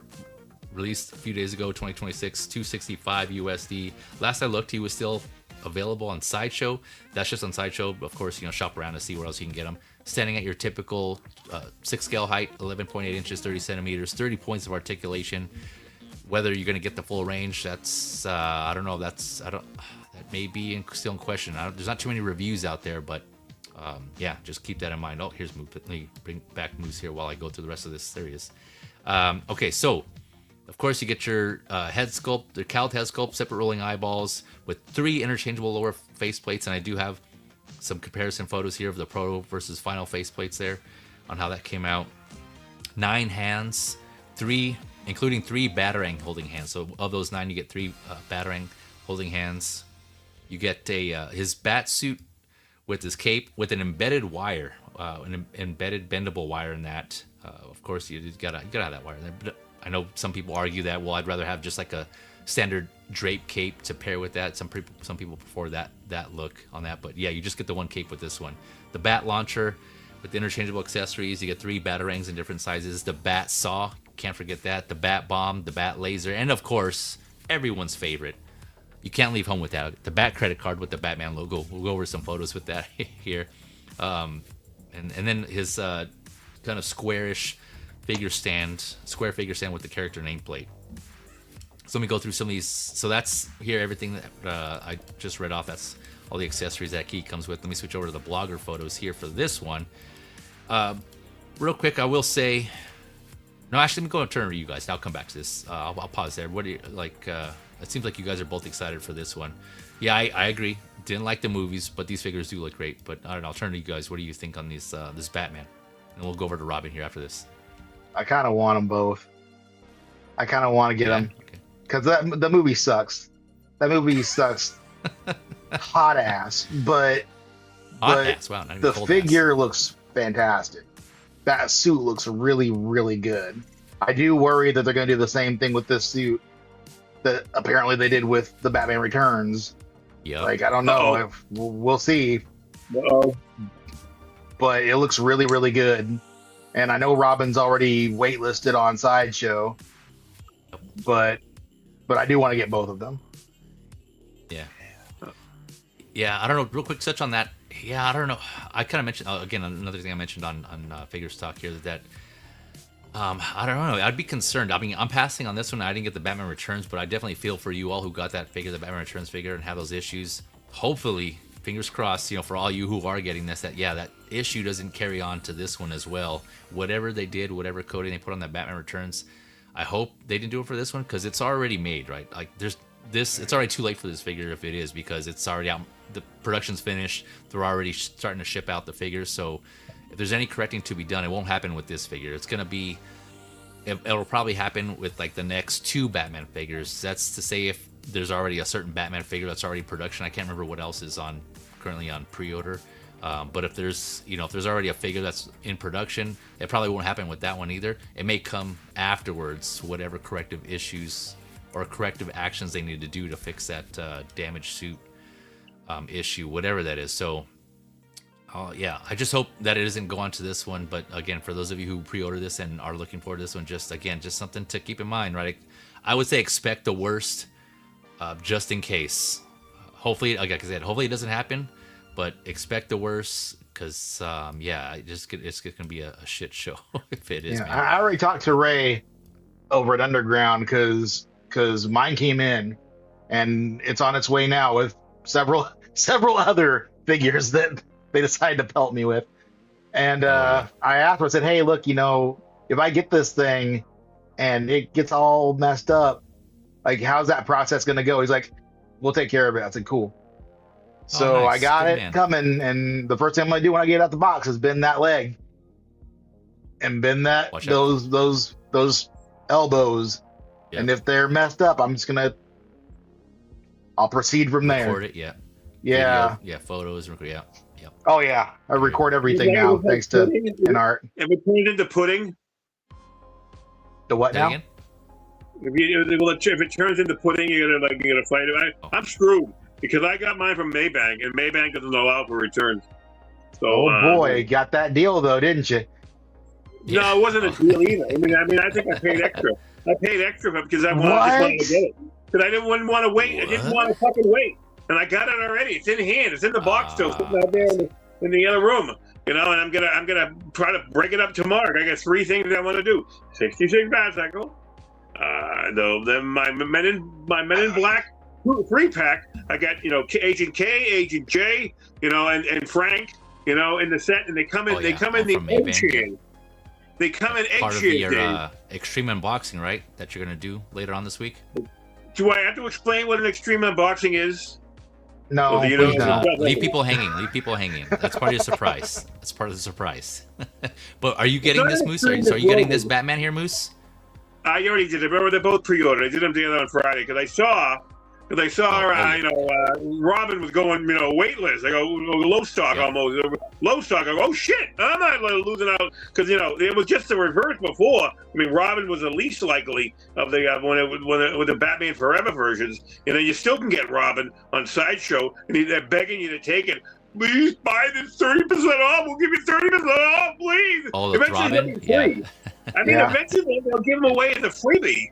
As far as I can see, because there's not the Batman sonar suit is no longer available, so nobody can even match him up with anything. So you're screwed. Unless you pay. It might be a Batman sonar suit. Might be a premium now because he's gone from Sideshow. But I did get these. I ordered these, even though because I hate the goddamn movie. That is the most wretched Batman and Robin Batman movie ever.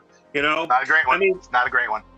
It's a throwback to 1966 Batman, and I love that because it was the first, and I was a kid, and it was how it started, But it's still camp shit, Batman 66 Batman is camp shit, all right, and so they can't get up. Whoa! What? Calm down now. No, I can't. Let's take it down a notch. I'm not taking it down. No, listen, Batman and Robin. After you might love it. I loved it when I was 4 and 5 when it came out. And I remember going to Santa Claus. Santa Claus, all I want is Batman. I want a Batman figure. The Captain Action Batman. Just give me that. I'll be happy. That's all I want for Christmas. And my father was there. And I got it. But it really had nothing to do with the show. But it's just because there was Batman, because Batman was huge. you know, because they had never put Batman on TV, you know, and I remember, you know, watching it twice a week, you know, same bat time, same bat channel, you know, but after you're 13 or 14, you realize, wow, they're really goofing on Batman. And I hated that part of it. And I was like, we were waiting, so we never had any movies. And then you would see Adam West in videos, like a videotape show, like a special, you know, on like NBC. And I remember seeing, and it's god awful because they use videotape and they have bad effects and they're just hokey humor and shit humor, you know. And that was when Frank Miller came out with The Dark Knight. I was like, oh my God, thank God someone had the brain in their head. And they made, you know, The Dark Knight Returns. Ever since then, I was like, oh, this is how you go. And now, look how much effect The Dark Knight Returns had on almost all Batman, except for this one, Schumacher. Oh, you know, Schumacher had to make this garbage. Yeah. Yeah, I mean, this does have. I know this does hold a place in some people's hearts. So I mean, I'm not gonna knock them. But I mean, yeah, like the figures look good. I'm not a fan of the bat nipples either. So when Evangeline put it, the nipple armor. But I mean, yeah, I mean, I know some people. This is like their childhood rare, so I get it. But yeah, it definitely wasn't for me. Batman and Robin or Batman Forever. But what was I gonna? Oh yeah, so Clinton here was something I was thinking too. He says Clinton's saying these look good in a museum pose. Anything else, and the suits bunch and crease. And yeah, there's this one photo I think I paused on. You can really tell. I mean, but it's just because how they designed it, right? It's just like a overlay over the body, like this, like kind of rubbery type of suit fabric. Oh yeah, right here. Right. They could have engineered it to make it work. Yeah, but how would you do that though? You would have to have like, it would have to be sectioned off. I don't think you can kind of, unless you change the material, right? Like to do like something like Spider-Man, but then that wouldn't be accurate to the movie. I don't see. Well, now with the first two suits for Batman and Batman Returns, they had armored bits, but then they also had it was like a wetsuit almost, just like a lycra kind of situation that was more spandex-like underneath it. And you can see it in a lot of the scenes too, at the sides and behind the armor plates, at the joints, the elbows and knees, where it's not that armored stuff. It's just black material. So it can flex and move and not look dumb as hell and not get stiff. And they could have easily done that with those figures. Now, I don't remember this one because, fuck this movie, I didn't pay attention to it that much. But I think that these were actually more of a bodysuit like it is here. Maybe it was. Yeah. I don't remember. I think so. But like, I don't know, man. Like, I feel like there could have been ways, you know, like because they're engineering full silicone bodies right now. There's no reason they couldn't have made a silicone body type situation for this and made it work. You know, they could have done that. Yeah, it's tough because I know that silicone's like over like a metal skeleton, right? So like that skeleton is just more of like a frame, where this is like over a plastic. I'm guessing it's a plastic body. I don't know what's underneath there, but I presume it is. So no, I hear you. And then you kind of go back to that thing of like movie accuracy versus like what is actually like practical for figures, and which actually speaking of here, let me just jump to him now. So Robin. This is like something I wanted to touch on too. So Robin also, of course, released. I didn't cover this one either, so let me go over the specs on this one here. Enhance for the accessories. So announced also December, same time as the Batman release, same time a couple of days ago, January 2026. Announced 2024, 260 USD, standing at the same height. I think we saw some photos where he's like the same height. 11.8 inches, so 30 centimeters, also 30 points of articulation. Separate rolling eyeballs, 10 hands, right? So as opposed to Batman came with 9. So like one more, I guess. One more. So 10 hands and Batman had 9. Interesting though, he didn't say in the description. I haven't seen a review on this yet. Oh no, I did actually. I saw an unboxing, but they didn't show this, so I'm guessing he doesn't have it. But no wire in the cape, so his is more of like it would be just a drape cape then. Wow. We'll look at some photos, which is interesting. So Batman has a wire in his cape. Robin apparently doesn't, per the description and like the unboxing that I've seen so far. So keep that in mind. Laser gun, throwing bird, pair of climbing devices, ice climbing pick, and then same square stand that Batman comes with. I think there was like the photo too where they had them both right next to each other. So yeah, same stand with the Batman and Robin logo on it. So I've been hearing, again, here, kind of similar. It's kind of the same tune we've been hearing recently with Hot Toys is accuracy issues, right? And I didn't, again, I don't remember this movie, and I'm passing on these figures anyways, and so I didn't look too much into this. But something to keep in mind here, I just wanted to bring up.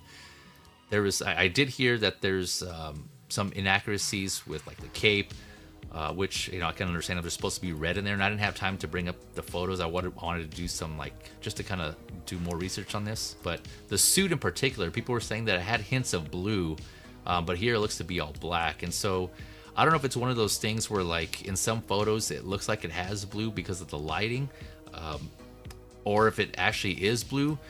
But I mean, even if it did, again, I haven't seen the movie in a minute, so I don't know how it's supposed to come across. I don't know if you can actually see the blue in the movie, but there is a difference, right, between how something was designed, like a set prop piece, versus what the director or cinematographer, whoever, intended for it to look.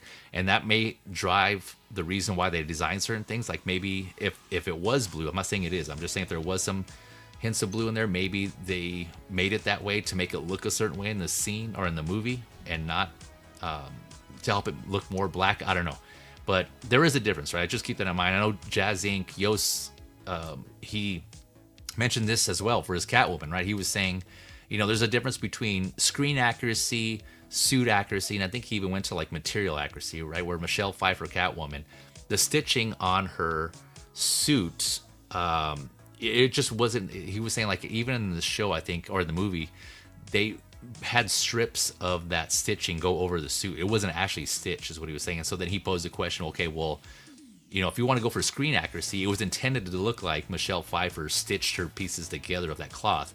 But the actual way they made the suit, it's just like strips of the stitching that is either glued or whatever that goes over the suit, right? So there's a difference there. And again, it's just, which one do you prefer? Do you want it to look how it's supposed to be on the screen, or do you want it to look like the suit accuracy, quote, like behind the scenes? And those are two different things, right? So you just got to keep that in mind. Another example that I can think of too is Star Wars. Shout out to Alex Montano.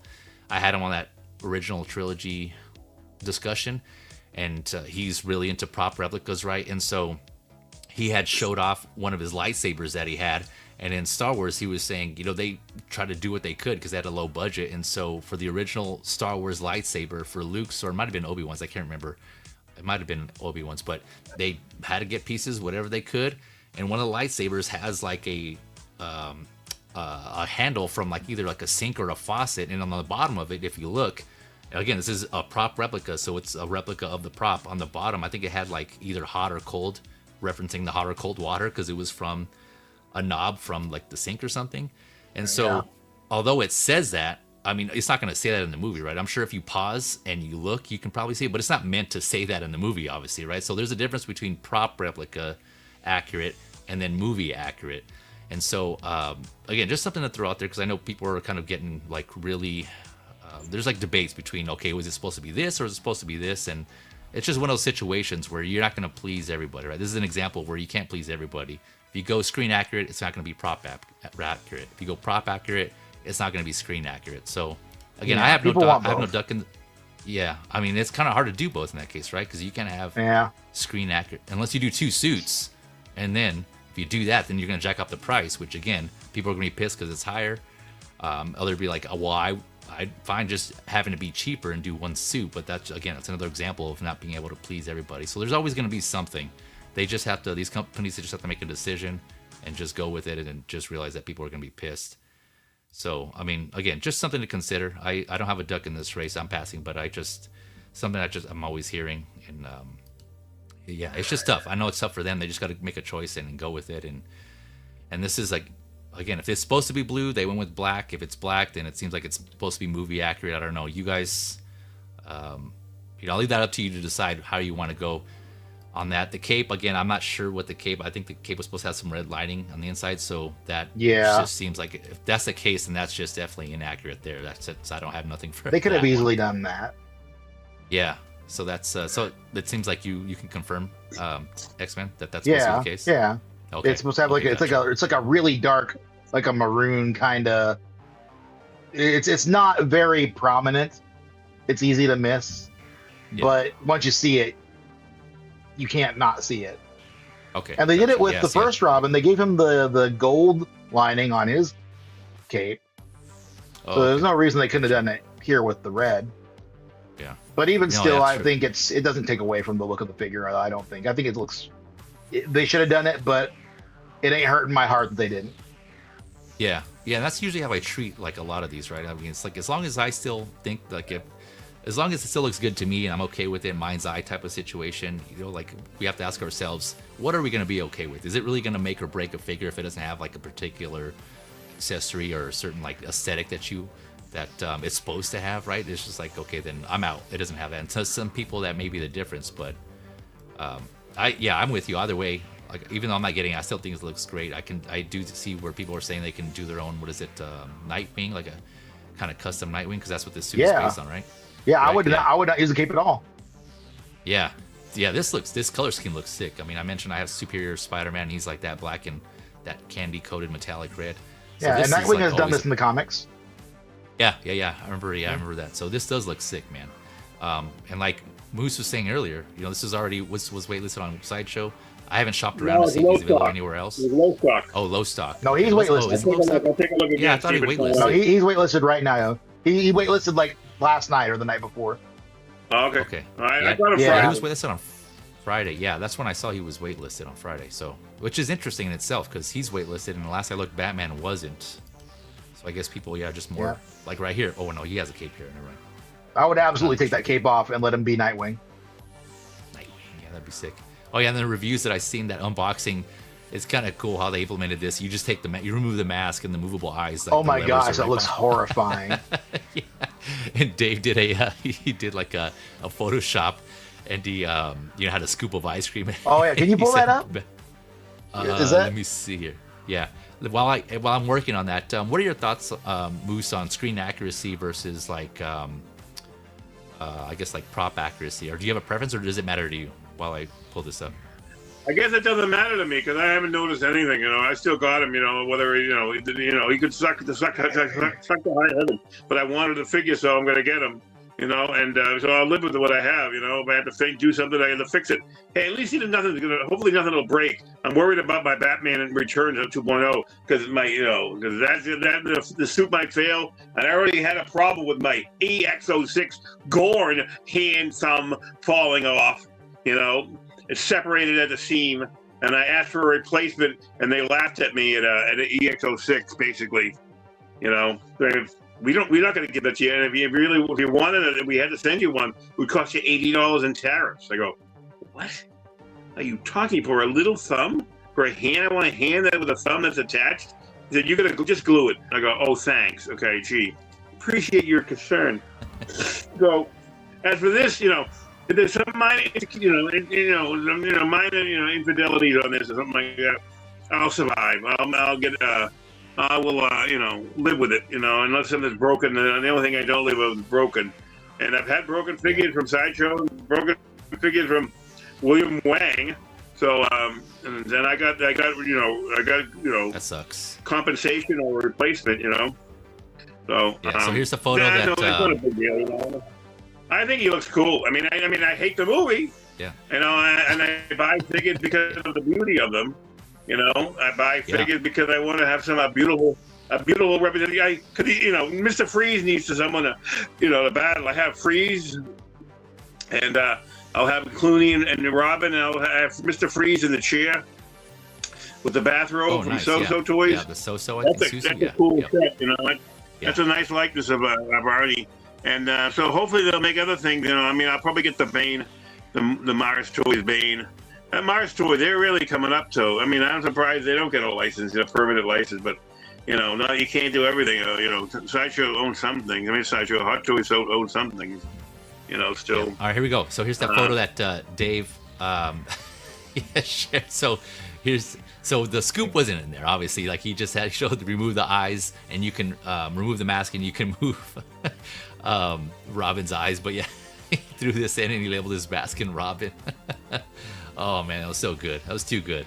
Yeah, it's just this is horrifying though. This is like nightmare fuel right here. When I saw this, like holy shit. Well, I might do this. Yeah, it might be funny. He might look better with the other eyes. I don't know about that one. Yeah, I don't know about that one, Moose. You can have him on your shelf here without his mask, just like this, staring at you. Well, pure body horror. You can put some blood on it under the eyes, put some paint, some blood on there, like his eyes get poked out, like you can do some kind of like an Oedipus Rex kind of thing, I'm all into he looks like Rex, some sort of Silent Hill like creature, like when you, for those of you that play that game, that survivor horror game, when you go over to like the other side or the other dimension, they have these weird ass looking creatures. Yeah, like I don't know. This, if you just stay at night, you just see this kind of crawling towards you, like this creature with no eyes. Oh man, I like nope. They can just turn around and I'm out of there. Yeah, it's just crazy. But I just thought that was funny.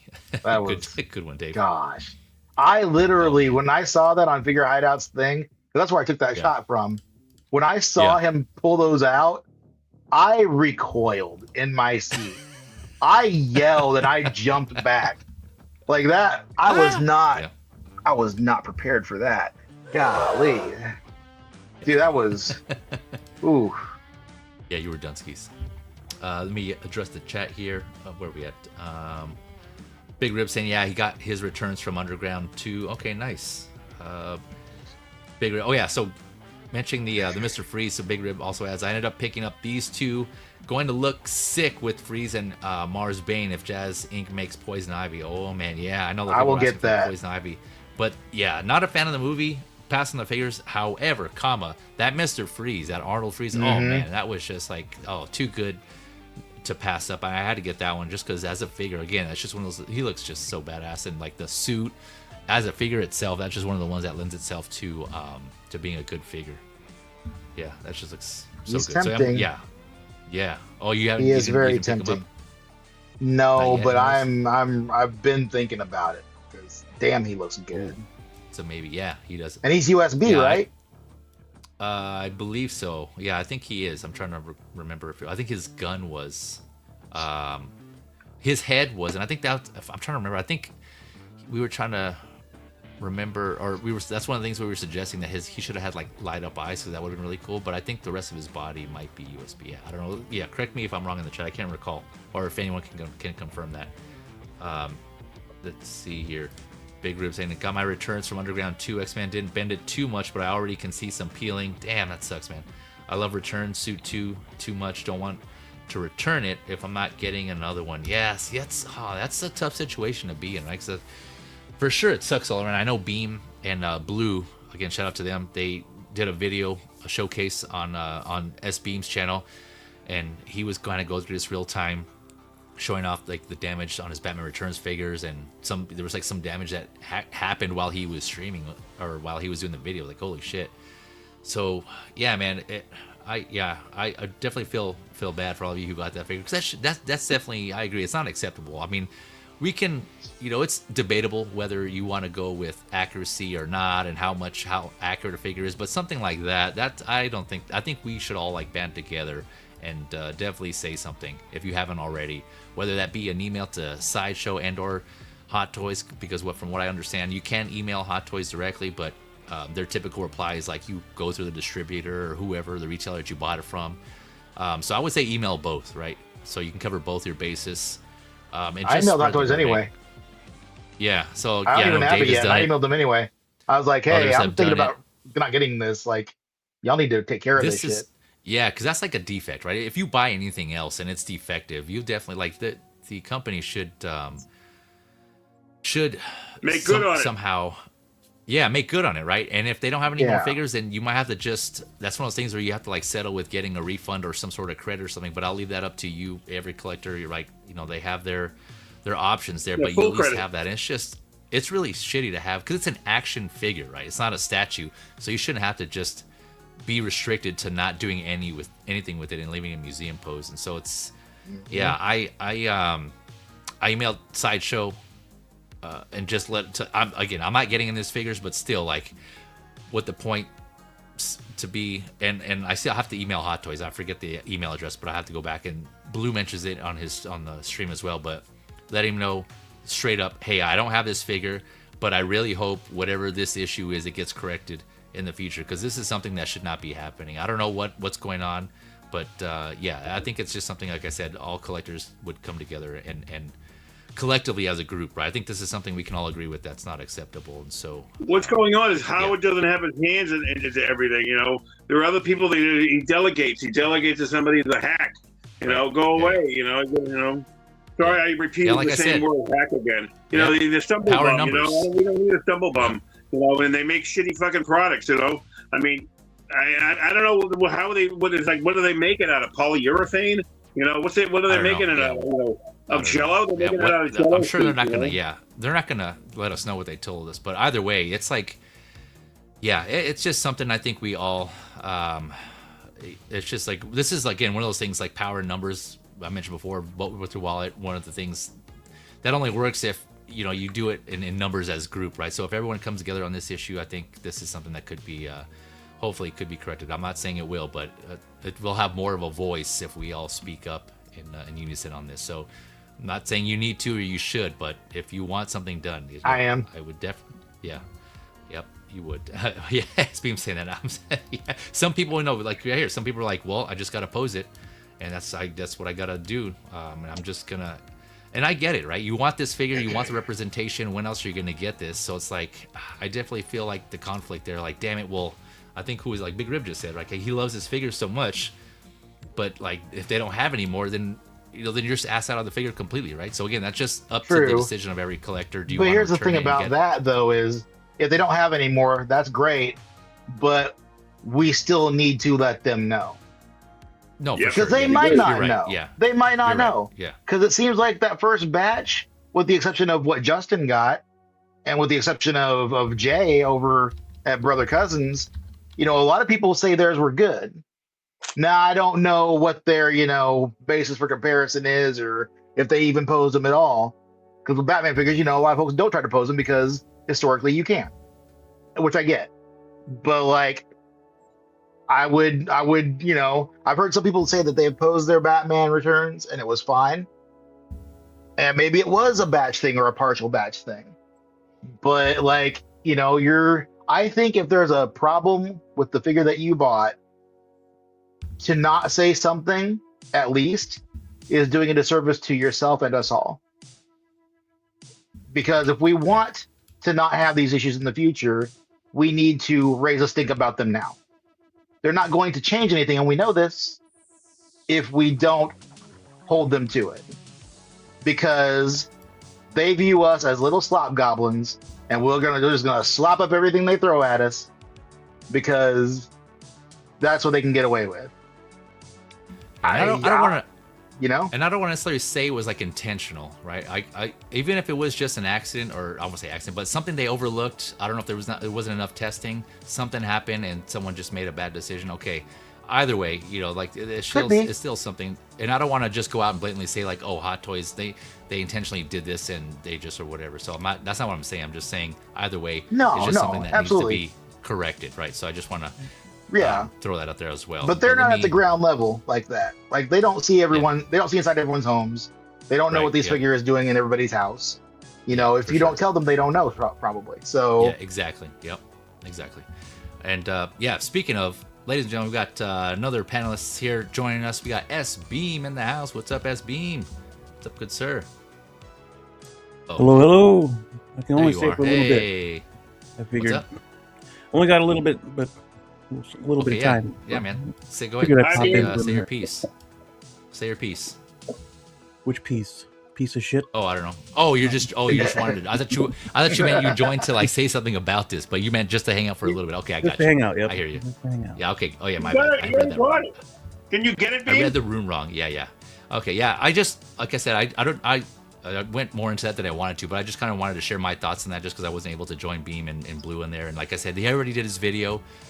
So yeah, you go check that out if you want to see more of what he encountered, and I'm sure other collectors. There's plenty of videos out there that show that. So. It's just unfortunate. So again, heart goes out to all you who are counting this because that really sucks, especially if this is your guy, this is your Batman, and you were really looking forward to this figure. So yeah. But again, this doesn't happen. this doesn't happen often, right? I can't remember the last time this happened at all, right? So unless I'm just not remembering, but Catwoman had the similar that Dark Knight Catwoman 2.0 came out, and some folks were having her with like where her boots were damaged out of the box, like before they even opened the box, and they were getting all mucked up by moving it around. Yeah, it's like they didn't really improve on the previous figure; they just released more of the same, is what it looked like to me. I haven't had either one, but it looked like the same issues that I was seeing with the original. So that's why I say, fucking tell them. Yeah, but at least tell them. Yeah, let them know. If anything, just let them know, just for sure, so they're aware. And the more they get, the more they take notice. But all right, let me address some of the chat here. The chat going through here. Sorry if I'm behind them. And there's a lot going on here. So appreciate you interacting in the chat, and then apologies if I missed anyone here. Johnny Chronicles also agrees. My least favorite of the Batman movies, but damn if these two figures don't look sexy. Sexy, yeah. Yeah. I don't know if the nipples that helps with that, with the sexiness there. Yeah, we got Thalia Meyer in the house. What is up? Thank you for joining us. Hello and good morning, everyone. Good morning to you as well. Let's see here. Extreme. Yeah. Glad. Oh, we got Collection Obsession in the house as well. Thank you for joining us. Appreciate it. Glad I kept my Batman Returns 1.0. Yeah, and I hear a lot of people have saying good things about that one. So at least you guys have those that to fall back on if you did grab that one. Let's see here. SB adding, pretty sure the MP Catwoman suit used a lot of staples too. Wait, what is MP? What am I missing here? Michelle Pfeiffer. Oh, duh. Yeah. Okay, yeah. Yeah, that's what I heard too. And I also heard, like, this is according to Yost, because I know Yost does his research and he does, like, he wants to make sure he does figures justice from what I understand. Like, he wants to do them right. And so he was saying that from his research, the Catwoman went through multiple suits during the shoot because they had to, the way she was moving and how they made the suit each time. And, like, there was just, like, multiple suits that they had to make. And so that kind of goes again to, like, fabric accuracy versus movie accuracy versus, like, prop accuracy there. Ashley saying the end of the movie suits were blue. This is right. Oh, okay. So it's just at the end of the movie. Gray. So it seems like you're talking about when. Yeah. Okay. Well, that I understand. That's something different, Rope. But as far as like this suit specifically here, the black and red Robin suit, I'm not sure if that was the case or not. If it was meant to be black, but yeah. Let's see here. Yeah, Ashley, you're screwed if you lose that mask for sure. If you lose Robin's mask, yep, you're gonna have to live with that nightmare. Or get rid of it, or give it to Moose. I'm sure Moose will take it, right, Moose? The Robin figure without the eyes. I usually take Beam Cast off. For a good price, for a fair price. Yeah. Just stuff some meatloaf in there. It'll be good. It's good. Yeah, mashed potatoes and meatloaf in those. Yeah, and the eye holes. Yeah. The Collection Obsession, Iceman cometh. Yeah, that would be funny. Iceman cometh to me. Blues saying Hot Toys inaccurate? No way. Yeah, believe it or not. Yeah, I've heard it too. I've heard those stories. Yeah, Hot Toys inaccurate. We got Cougars Wagnum in the house. Thank you for joining us. I don't know if I'm saying that right. So this is lame. $500 figures. Y'all are the worst kind of collectors. Shaking my head. Not sure what you mean by that, but either way, thanks for joining us.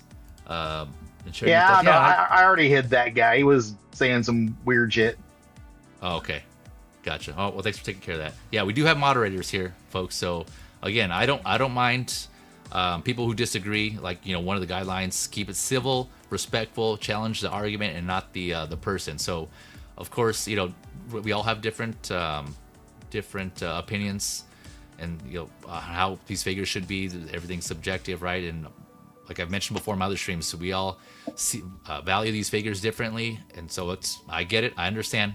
But if you have different opinions, feel free to share them. But just again, keep it civil and respectful. Civil and respectful. In the end, they're figures, right? We don't need any of these. I mentioned before, these are just like luxury items. It's just nice to have. It's a hobby. So let's just try to have fun with it in the end overall, right? Just have fun. What's that? I was reading his comments. Oh, okay. Let's see here. But thanks, X-Men, for handling that. If that's what it came down to. Yeah. Evangeline, meatloaf and mashed potatoes sound good right now. Yeah, right. Okay. Yep. Gotcha. Too late to get those right now. Damn. Yeah. Okay. Anyone got any more thoughts on Batman and Robin here before we go on to announcements? The last of the announcement. I think these should. I don't want to say go quick, but the trio of announcements. You know what Kevin Smith called Batman and Robin? No, what do you call him? With a gay fantasia. That's how we really describe say it. that. Yeah. Oh, damn. Okay. Go back. Right, and we'll you can find it there. Was he joking or was he serious? I don't even want to say it, but Kevin Smith said it. Yeah. You know. All right, I mean, we'll just I'm leave gonna it get there. canceled for you saying it. You know. Yeah, let's not touch that then. We'll just leave that there. But let me switch over here to. I just realized I had some comparison photos, like I mentioned. The faceplates, proto versus final here, and I forgot to put the label on here. Whoops, wrong one here. Actually, let me switch over to, that's my view. You want to see the presenter view. Here we go. So on the top set of photos, we have the prototype faceplates, and on the bottom, these are the finals here. And I think even looking at, based on these, I think they did a good job. I mean, I can see Clooney in this, right? If I looked at this just like the lower faceplates, I can kind of see Clooney in those. So as long as I can see that, then I think they did a good job. I don't know. What do you guys think? Looks the same to me. It looks funny on this. It looks funny on my phone. I can see Batman and Robin figure on the screen. There it is. Now it finally showed up. There's a big lag on my phone. So yeah, that's probably Yeah, sounds like it. Well, there's always a lag between StreamYard and YouTube. When I turn left, when I turn right, when you're probably your left, you know. When I turn, I'm looking at the TV set because it's a nice bigger picture than the tiny little thing. And I think I'm getting this. I'm going to try to get I got my laptop working today, and I got YouTube working, but I got to get Facebook working because they said, oh, your thing got hacked, so I got to get my laptop working with Facebook and Facebook Messenger so I can use that and just sit in a little chair. But I'll probably fall asleep because that chair, the computer sitting in front of it is the most comfortable chair in the planet. Oh my God. I gotta put some tax on it, but it looks fine. You know, I mean, I like it. You know, like what the hell? I like these figures. I like these head sculpts. You know. This rant sponsored by Lazy Boy. I am the laziest asshole you'll ever meet. You know. You're not lazy, yeah. You're searching out for deals on a daily. That takes some work. That takes some willpower. You are certainly not lazy. Well, I work 40 hours a week plus. I work more than 40 hours a week sometimes. You know, so I mean, I get out of bed. You know, I get out of bed like at 5:30 at the latest. You know, so I can get to work. I want to get there on time, like 7 o'clock ish or something like that. And I work, until 5:30, and then I got to drive home. And I'd rather just like wait there, sit on my phone for an hour, then drive home because traffic at 5:30 is so much worse than 6:30. Yeah, I bet, man. You earn your figures, man. You earn your figures on the grind, like, because that's a lot of us do. And so that's where I see I get the argument, like we're making money to like buy these figures, and so some have higher expectations than others on what they should be. But Beam, what are your thoughts here on this the faceplates? Do you think they came out pretty good? Yeah, they turned out pretty good. I mean, it's clearly recognizably Clooney. So yeah, right. That's all you could really ask for. Yeah. Yeah, and I tried to do my best again, as I usually do, kind of compare like same angles, same shots, but they don't always match up. But yeah, no, I agree. Yeah, so again, hopefully for those of you getting this, hopefully this comes out great. There's no issues on this one, but like I said, I just would anticipate the worst just in case. It can only get better from there, right? Remember when the Batman from the Flash, with the bike came out and everyone said, it looks like Ben Affleck's stunt double. I got that in. Yeah. It looks just like Ben Affleck. I can't tell the difference. It looks great. You know? You need thicker glasses. Does he? Yeah, I didn't get it, but yeah.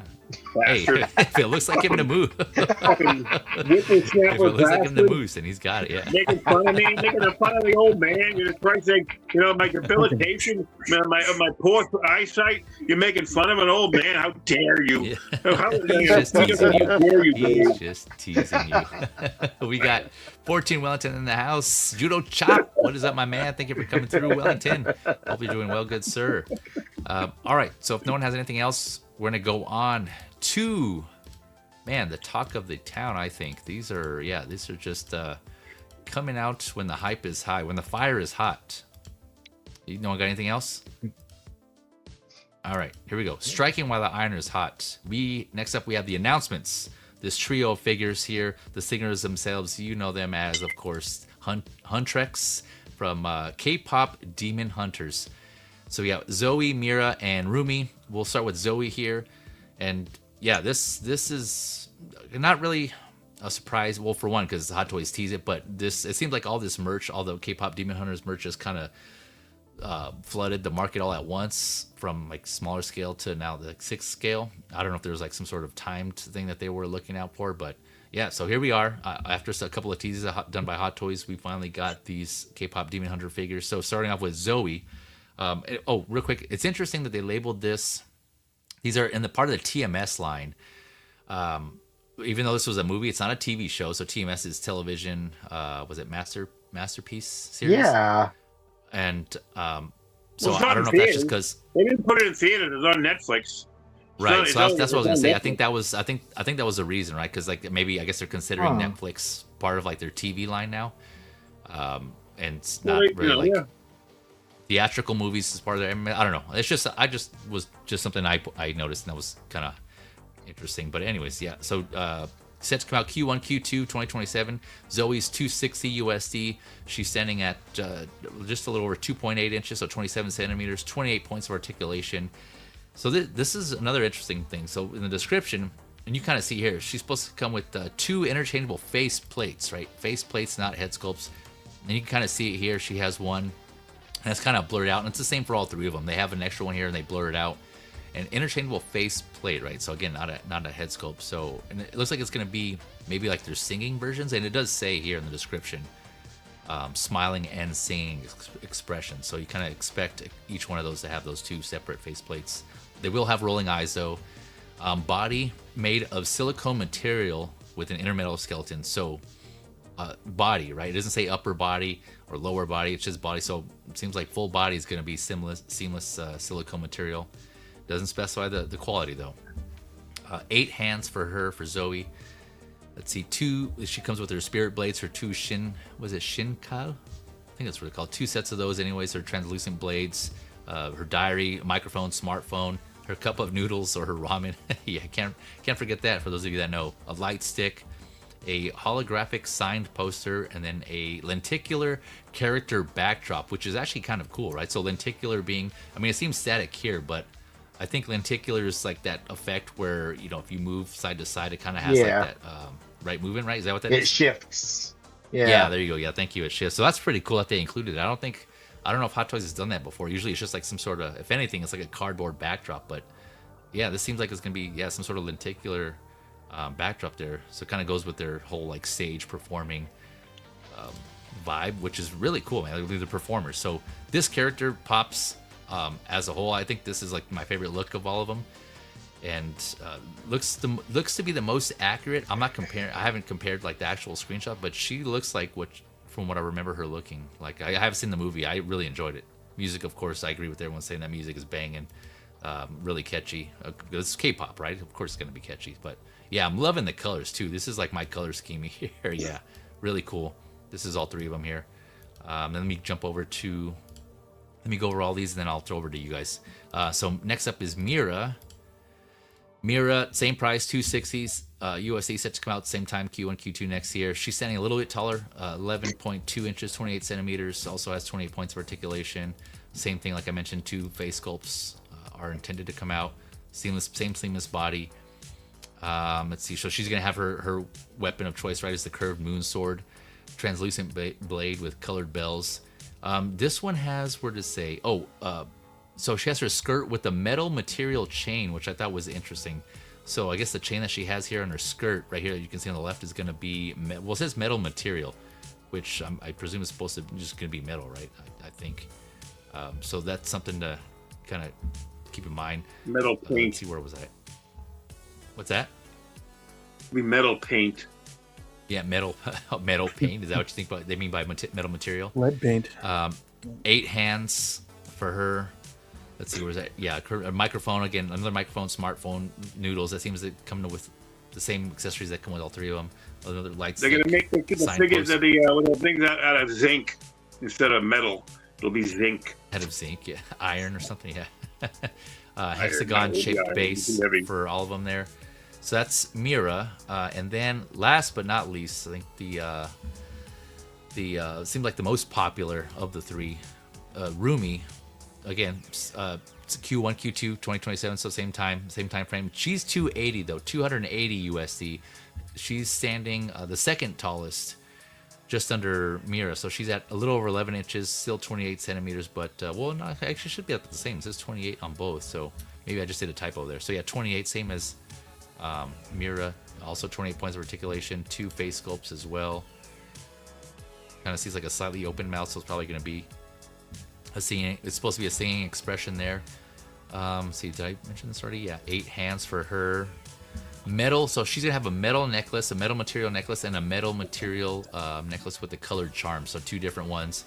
Her tiger sword, again, microphone, smartphone, couple of noodles with the light stick, and then signed poster, holographic banner, and her lenticular backdrop as well.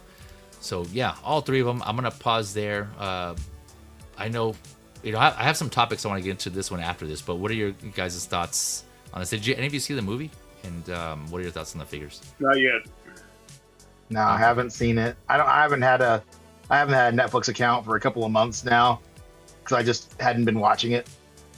I got rid of it right before Wednesday season 2 hit, which I should have waited, but I just got annoyed with paying for ads, so I just kind of rage quit. But I will watch it eventually though, because everyone says it's really good and it looks like it's fun, and I like cartoony stuff.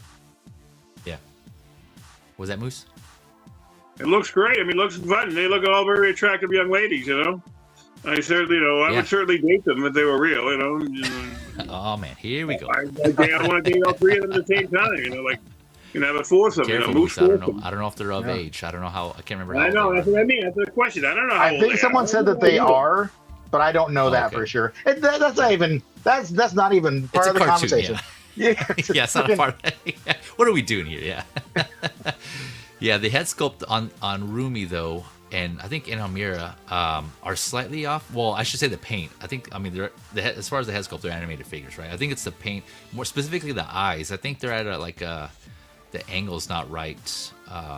When I first saw these, I thought that for some reason that doesn't really look like her, and I think it was the eyes. And then I went to go look back at some photos, and I'm like, okay, yeah, I think that's what it is. So it's weird though, because they got Zoey, right, the one in blue and green, but the other 2 seem to be off. But again, it's one of those things. Like if you don't want it corrected, be sure to let Hot Toys know. And share your thoughts and your feedback on their social media on that. But yeah, whoops. B-Man, you got any quick thoughts on this? I know you're gonna go over it tomorrow on Collector's Figure. It seemed like, but anything you want to add here?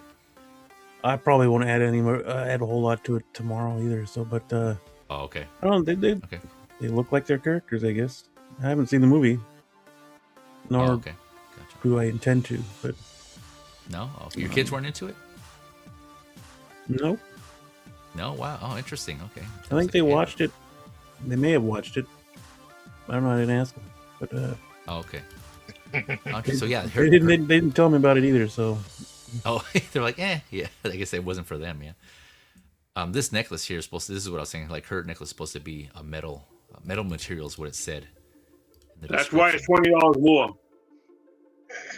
Well, I mean, because like Mira here, the girl with the long pink hair, this chain is also, like I said, it's supposed to be metal material as well. And then I don't think anything on the one on the right with the short black hair. I don't think she has anything that's metal for her. Let me go back and double check. Messing around with metal, still can't do with real leather.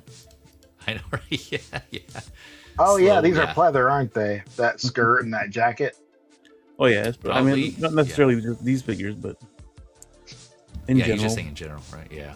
Well, I'm guessing that they probably did the same here too. Yeah, they didn't specify the material, so I'm guessing that's probably going to be pleather. Yeah, that's good. Because every time they do leather, they love to tell us. Yeah, exactly. Yep. That's always the first thing that comes out. It's got leather. That should always have leather. It's what are you talking about? Don't miss. Yeah, and here's all their ramen with their names on it. I don't think I realized that yet. let me address the chat here before I go on to some topics. I'm gonna actually share a little more here on this. We got Just McFly in the house. Positive vibes, everyone. Yes, sir. Always. Yes, positive vibes. Yeah, I'm trying to promote that. What's that, X-Men? McFly. Yeah, McFly. Yeah, think McFly. Think. Is that really where you got your name from, Just McFly? Is it based on Marty McFly? Let us know. I'm curious now. McFly. Gotta have time to rewrite it. Let's see here. I need to watch this K-pop anime. Yeah, I mean, I think it's good. Like, I'm not gonna lie, my kids were into it. Of course, I learned it through them, and they watched multiple times, and they were singing the songs. And like I heard more about it. I'm like, okay, you know what? I'll give it a try. Because I always try to try to keep an open mind with things. One of the reasons I wanted to watch this because this is the same studio that did Across the Spider-Verse, right? The animated movie. It was Sony. It was created by Sony, and so that kind of had me intrigued. And so yeah, sure enough, I went through and watched it, and it was actually pretty good. You know, again, like I said, the music was good. I enjoyed it. It was it was a fun movie. Let's see here. Clint Marston, I haven't seen a Hot Toys blurred a photo in a long time. Which one is that referring? Oh, I see. To this head sculpts. Yeah, you're right. I was thinking about that too when I saw this. Someone else, when they were going over head sculpts, and you're right. I think the last one I remember, I'm not sure if this was the most recent, but the other photo they did this for was Shuri, I believe, for Black Panther Shuri. I think they blurred out her head sculpt, right? And I'm not sure what else they did after that, but that was, I think that was one. I don't know if that was because of spoilers or what, or I think it was just all black. I can't remember. Yeah, they would just said head sculpt, but let me know, Clinton, if you know what else they did that for. Now that I think about it, I can't remember if the Shuri, they just like had a black box but just said head sculpt pending or coming, or if they actually blurred it out. I can't remember. But yeah, you're right. Yeah, good. Thanks for reminding me. I was going to point that out too. Yep. And it probably is just, I'm guessing, to license approval. They're probably still waiting on approval to get that right. So they're probably just showing, hey, an extra faceplate is coming, but we are still working on that, getting approvals on that. Let me go back to Zoey here.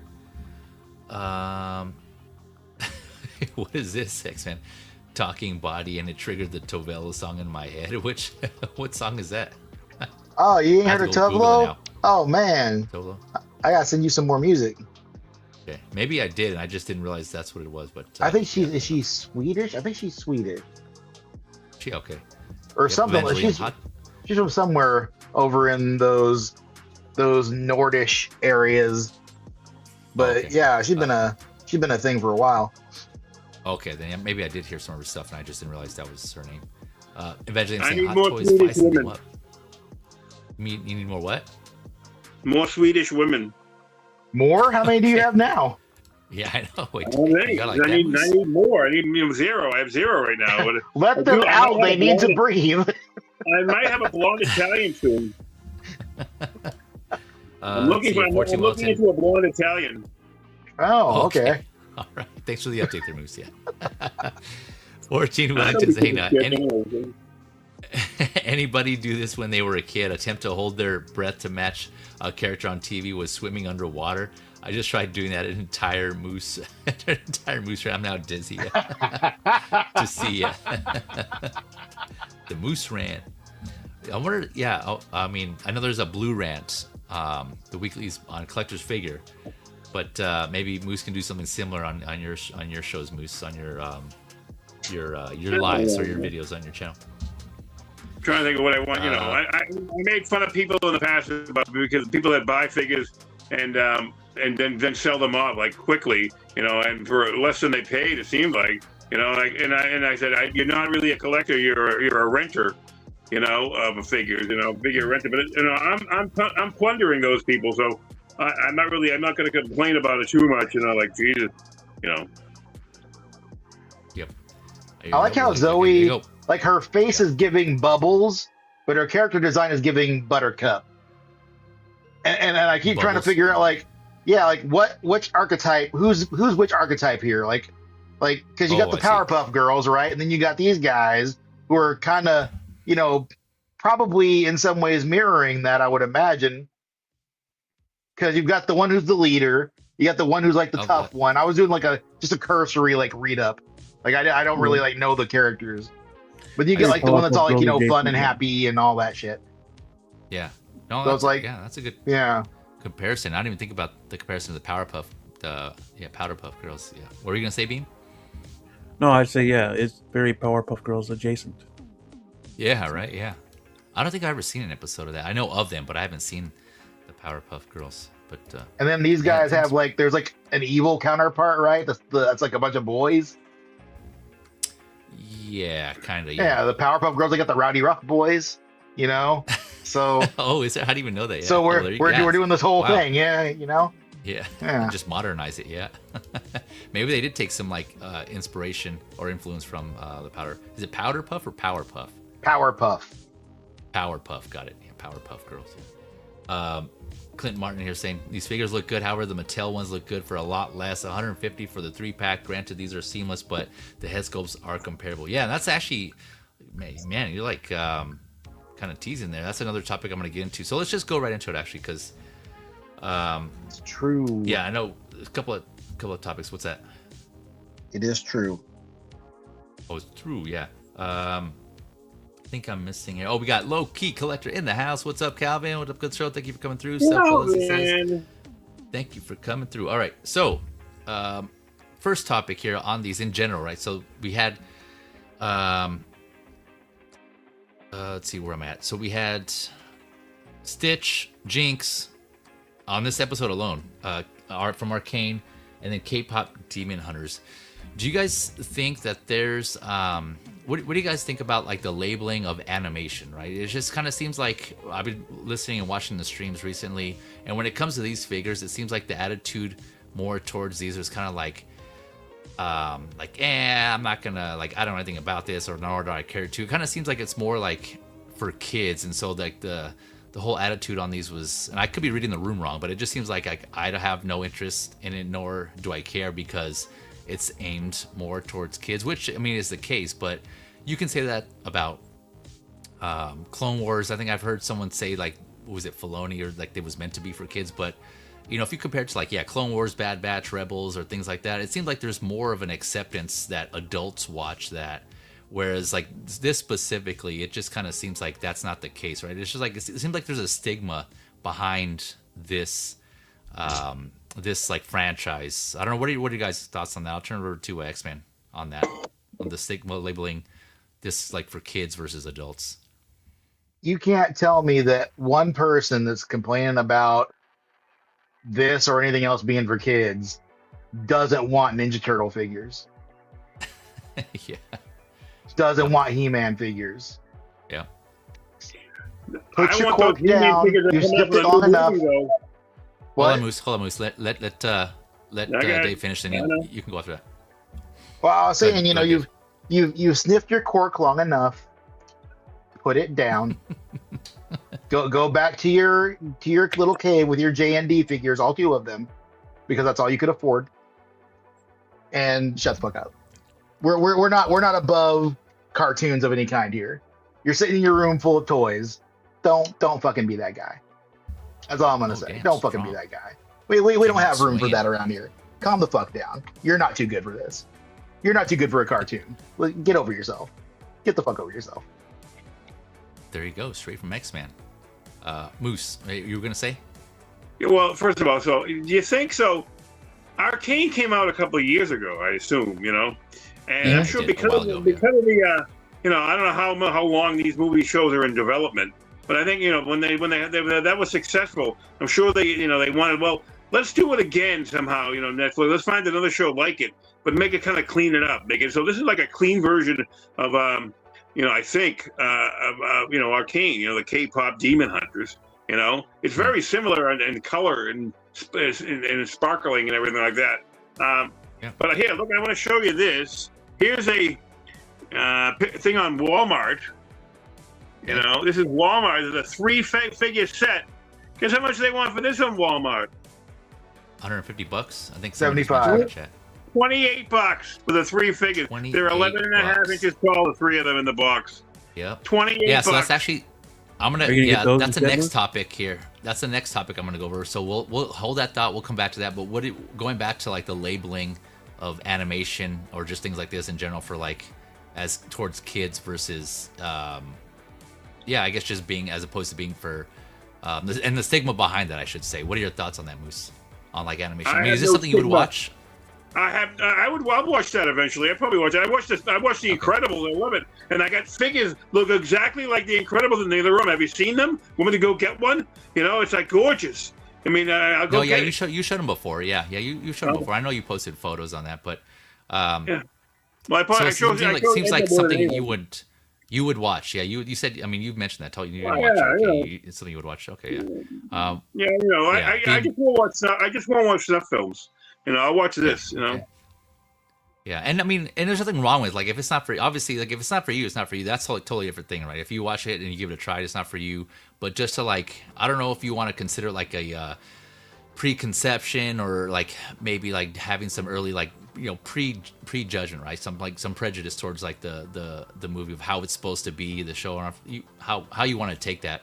But some thoughts like, okay, I'm not gonna touch that because it seems like it's because kids are into it, which. I mean, okay, yeah, so that's fair. I mean, yeah, that's not an inaccurate statement, but does that mean like adults can enjoy it too? And that goes not just for this, but for everything in general. I don't know. What are your thoughts on that, Beam?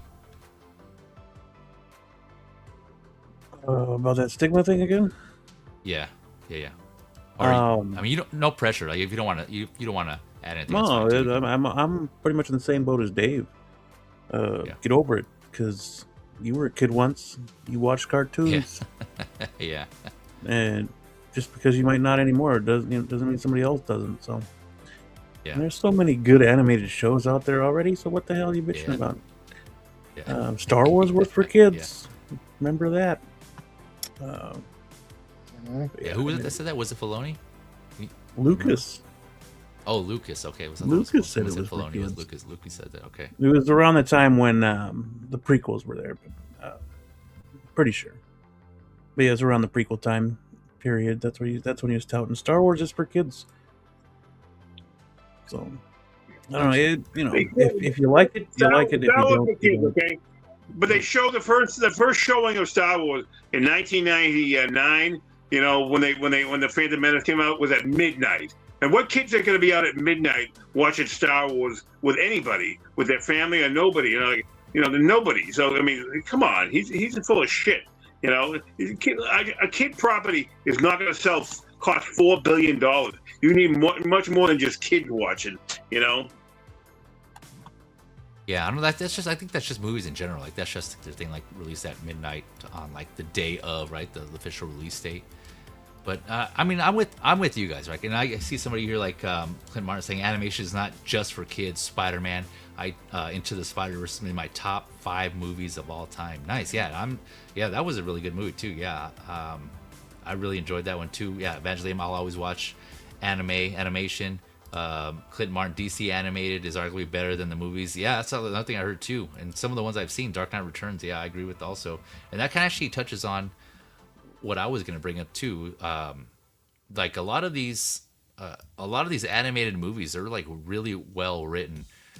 It's more than like some of the live action movies out there. I mean, I'm like video games same way. There's some video games have some really great stories that like just put some other movies to shame. And so I feel like if you're kind of going in with that mentality, like we'll just say like a closed mind of like, okay, I'm just gonna cut myself off from this animation just because it's like aimed for kids. You're just missing out on some good storytelling, some good voice acting or / acting in general.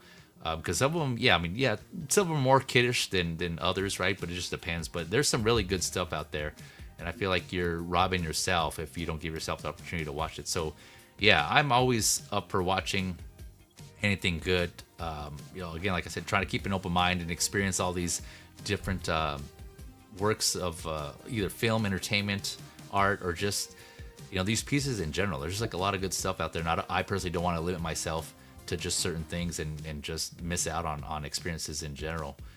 And so like I'm with Dave and Beam and actually the rest of the panel, right?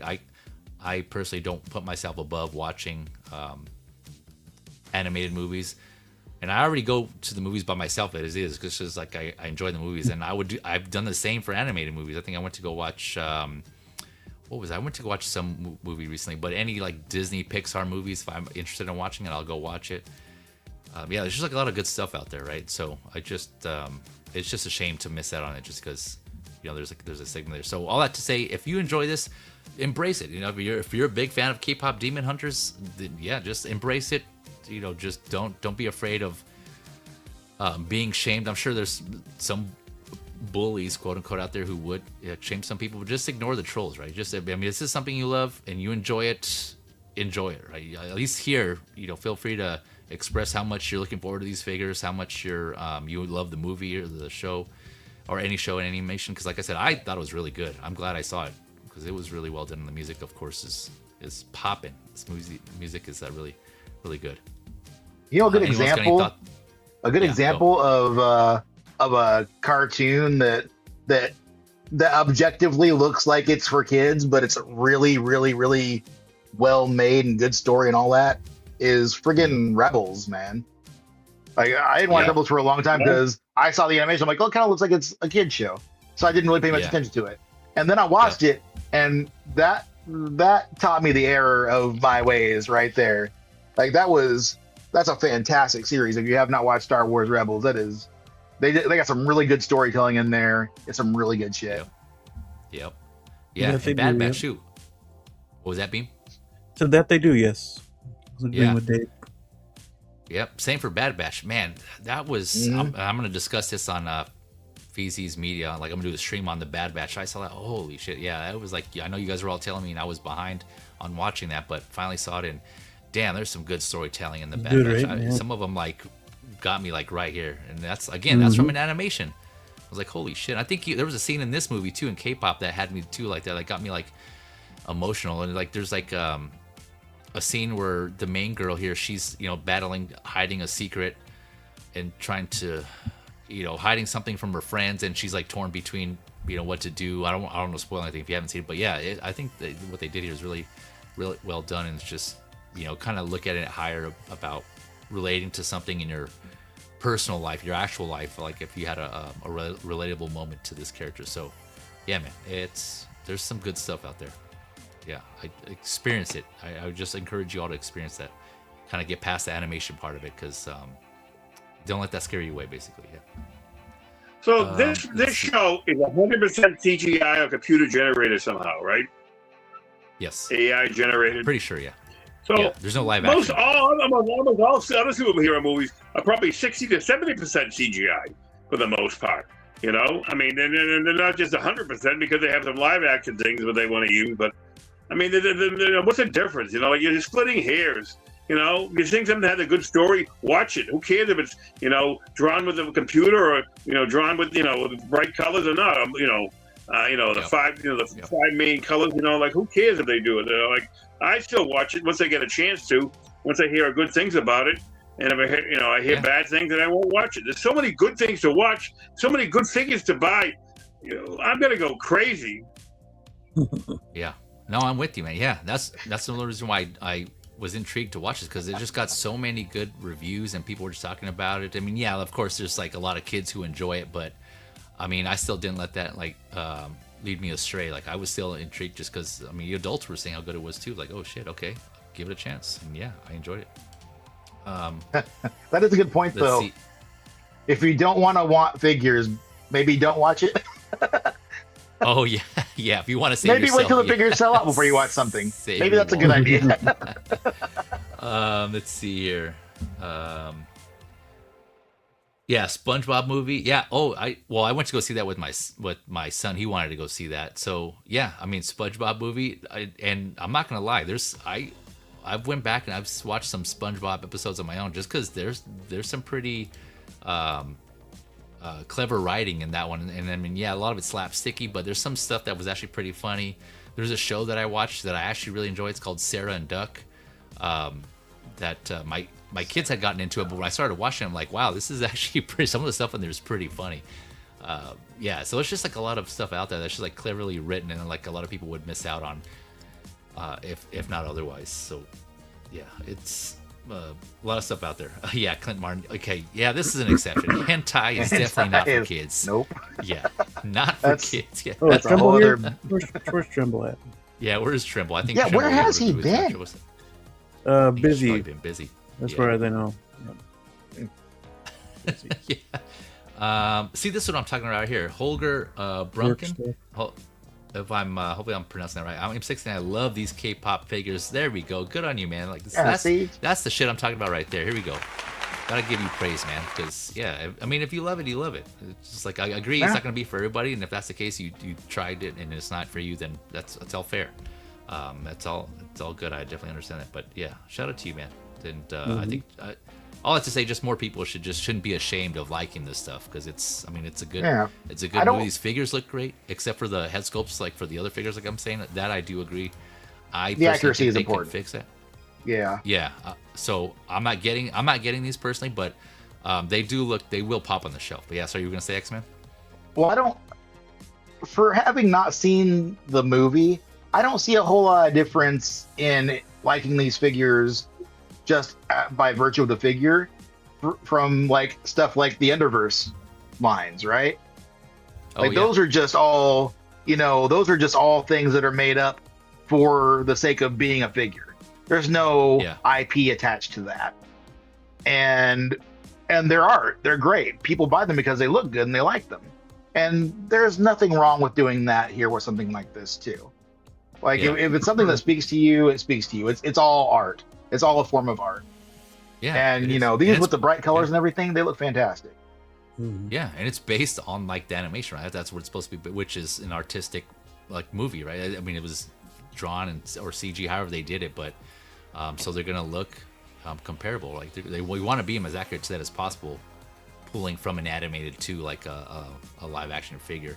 And then another thing I just remembered too, I've heard a lot of people say like these just look like dolls, but again, going back to that, kinda. Yeah, but again, we've kind of made that joke, kind of half jokingly.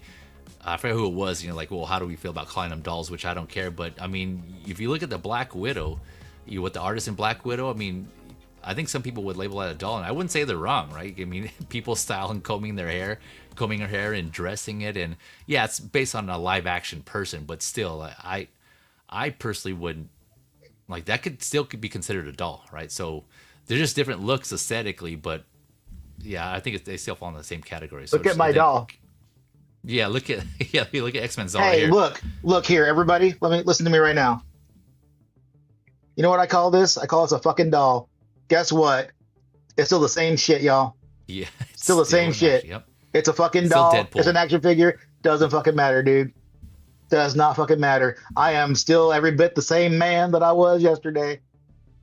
Though I call it a doll. It doesn't. Hey, look. Come tell me to my face that it ain't a doll. Don't tell me that there's something wrong with me for having a doll. Come tell me. I bet you won't. Bet you won't. There you go. Enough said. That's a badass figure, though, Dave. He is. love that He is figure. really good. Yeah. I got him right there. I got him on I gave him a motorcycle, a red and black motorcycle, Dave. Fuck yeah, I'll send you dude. pictures. I'll send you pictures, Dave.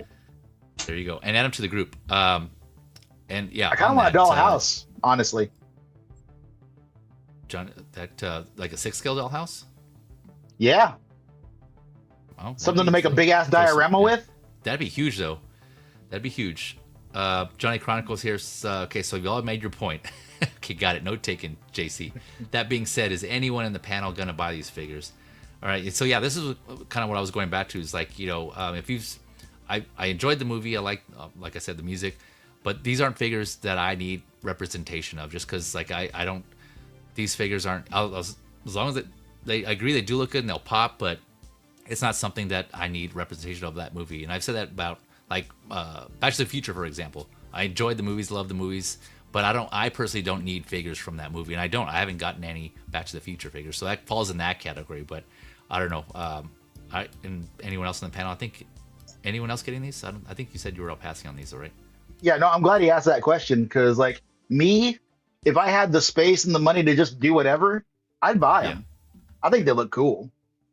But, like, also, I still don't have Hera. I still don't have God Loki. I canceled him because there's too much else happening right now that's more important. But eventually I will get. So there's a lot of stuff that I need for my collection that's more important to me than these are. That's not to say that I would not have them.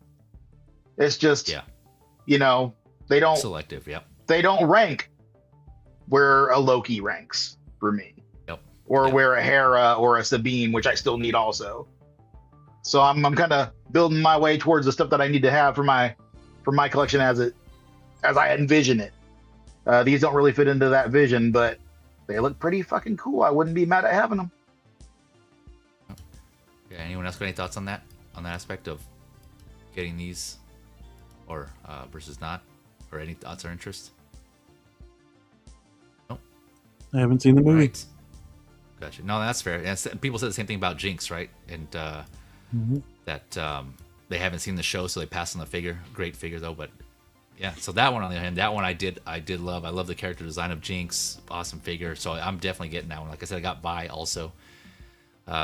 So yeah, another comparison then, right? People were openly accepting and saying how badass Arcane was, which it was. I'm not gonna lie, I'm not doubting that, but it's just like it seems like they're more open to that than they are with K-pop Demon Hunters, and they just and if you haven't seen it, that's fine too. Going back to apologies if I missed. We got Offeval Eli. I don't know if I said that right, but saying hi. Thank you for coming through. Appreciate it. I don't think I've seen you before, but yeah, appreciate you stopping by. All right, so this kind of goes into what Moose was just kind of touched on earlier. So now, other related topic, buying Hot Toys figures in general. Again, Stitch specifically. I was thinking of Stitch, and now these. I heard people say that they're going to get these for their kids, which is fair. But you know, they're like Clinton Martin and Moose mentioned earlier. They are doing smaller scale versions, right? Mattel and Hasbro are also doing the versions of these, and the same thing with Stitch. I'm sure you can get, you know, like a less expensive version of those characters. So I don't know.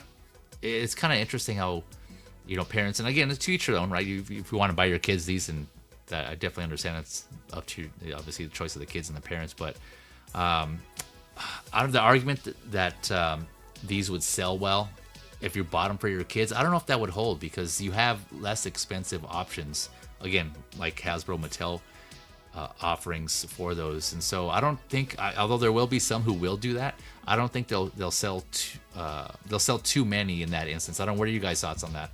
On buying figures like these and Stitch for kids? I don't think it's viable, because like maybe I can see maybe just maybe Stitch, but also you've got how many plush dolls out there that do just as well. Like, you're not going to buy a $200+ Stitch like that for your 8-year-old kid. And let them chew on it. Yeah, let them chew on it. Yeah. When you're at, about 8 years old. But pull your eyes out, you know, make it worthless. Make it like worth a $10 figure now as a piece of garbage. You know, that's not going to happen. No one's going to do that. You know, you're better off just buying a toy. Kids play with toys. Adults play with collectibles. Yeah. Yes.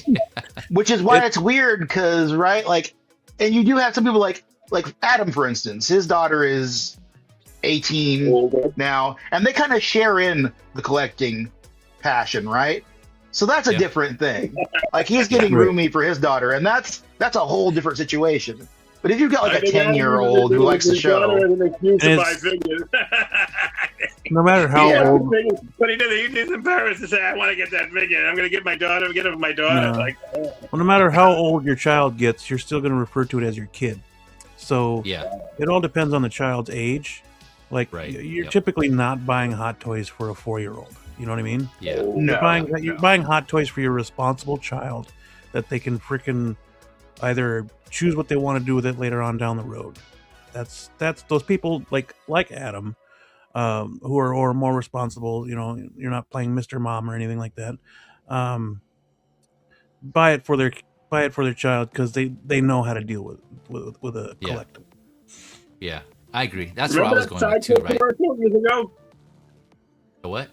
Remember the Sideshow commercial years ago? The guys, you know, this collector, It comes out and looks at his D12 and all the figures are gone. Yeah. He looks outside. You see this kid playing with him, like trashing him in the sand. Like, oh no! And he's like, he dropped the cup. You know.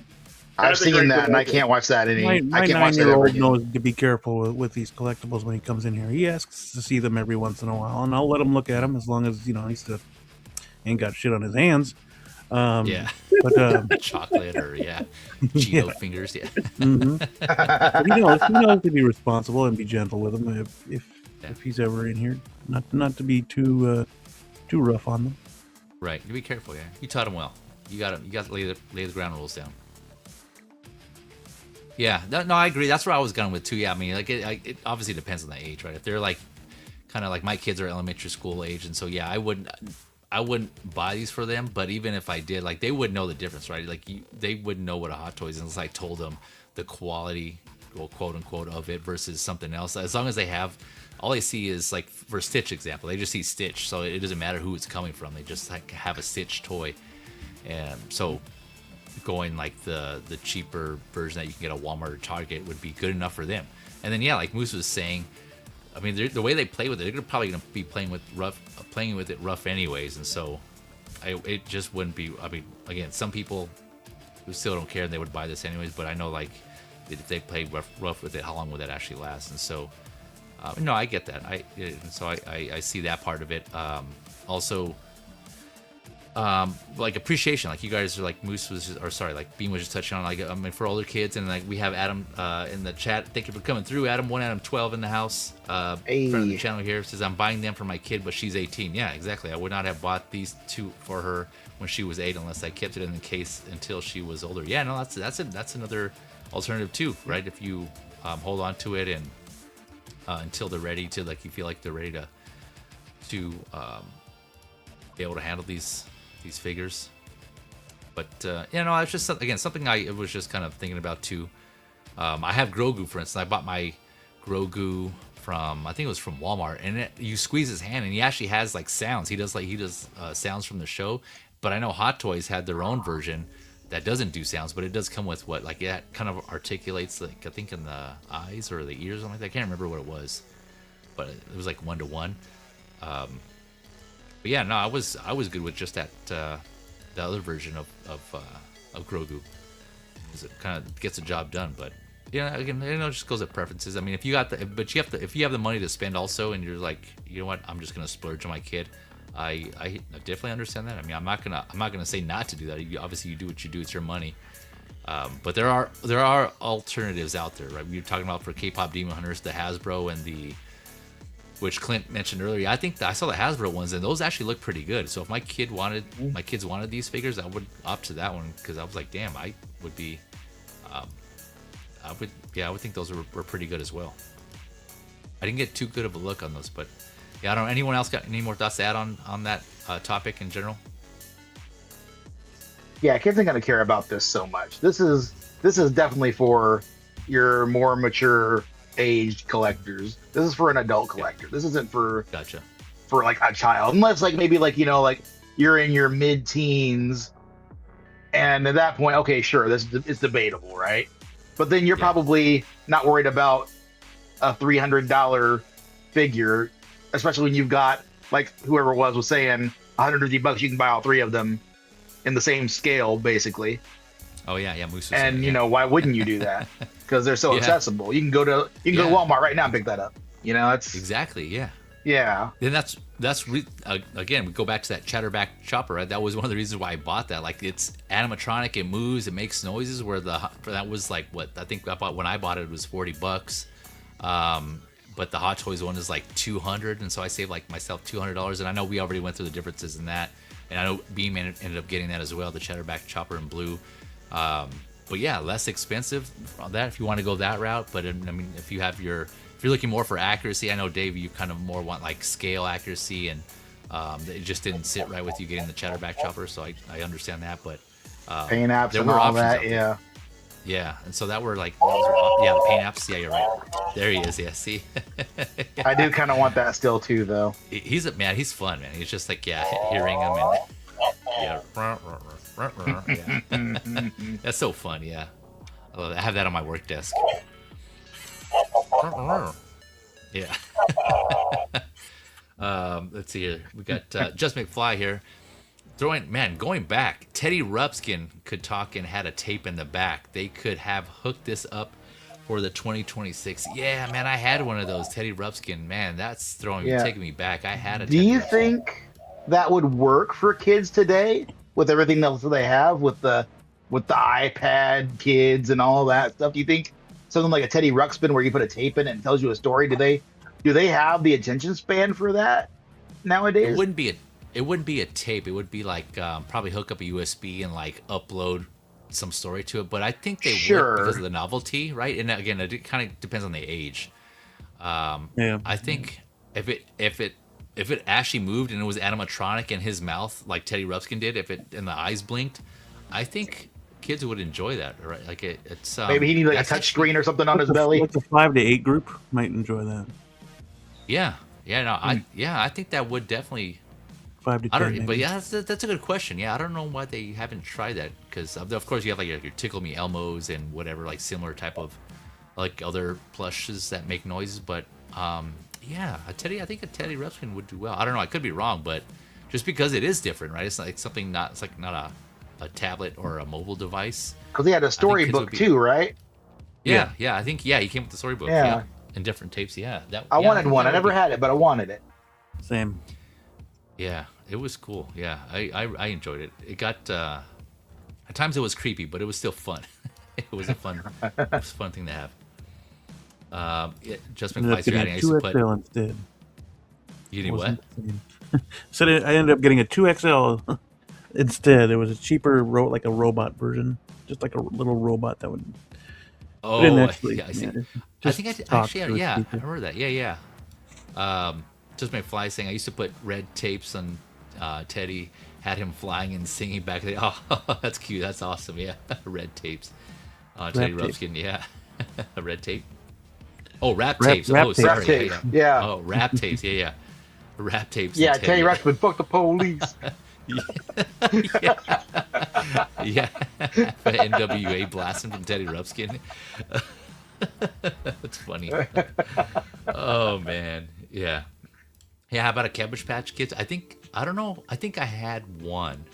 I can't remember. I had one. Garbage Pail Kids. Well, yeah. While we're at it, yep. I remember them. I don't remember if I personally had one, but I remember them. I had a little bald one. He had the yellow overalls. Yeah. The Cabbage My Patch. Buddy. I remember My Buddy. I have My Buddy too. And me. Yeah. And Raggedy Ann and Andy. Yeah. Damn, man. Taking it back. Yeah. Oh man. Glowworms. Remember that shit? Glowworms. Yep, I remember glowworms. Yeah, dude. Glowworms. I had a Popple. Do you remember Popples? Dude, yeah. I had a big one. I had a couple of little ones. Yeah. And the Boglins, dude. That's where it was at. Boglin. Those were like the little like rubbery latex kind of puppet like goblin guys that like fit on your hand, and they had a big mouth. And I'll find a picture. Yeah. I just googled it. Okay, yeah. Yeah. Dude, you can still find them. I had like the great big one that was like orange, and he had the pumpkin face paint on for Halloween. That was my favorite little dude, man. I gotta find one of those. Man, yeah, those are so fun. I love my Popple. And then I had a Super Ted. Do you guys remember Super Ted? It was like a cartoon, and they came with the bear. He was like a bear, like that was a superhero. And the stuffed figure, I guess, the plushie was like it was cool. It was so he had like his overcoat thing or whatever. He looked like a teddy bear if you had it on, but it was like a Velcro all through the front. And if you took it off, he had like his red superhero suit with like I think it was like a lightning bolt, and he had his cape on, and so his name was Super Ted, and I had that. I love that thing, man. It was. Oh no, I didn't see that. Yeah, it was really cool. Yeah, I liked it. But man, you guys are taking me back on this here in the chat and the panel. Yeah, good times, man. Definitely good times. Yeah, I remember muscle figures. That I don't remember muscle figures. I don't know. Ashley saying I had a glowworm. And Elf, my little brother now has him. Oh, that's awesome. That's cute. He's still keeping it going. Yeah. Stretch Armstrong time. Yeah. Yeah. And Stretch Arm Monsters. Yeah, those are. I didn't have one, but I remember those. Yep. Yeah. Yep. Moose, I'm guessing none of this rings a bell. I think this was like after your time. all these figures that we're talking about, or these plushies, these toys?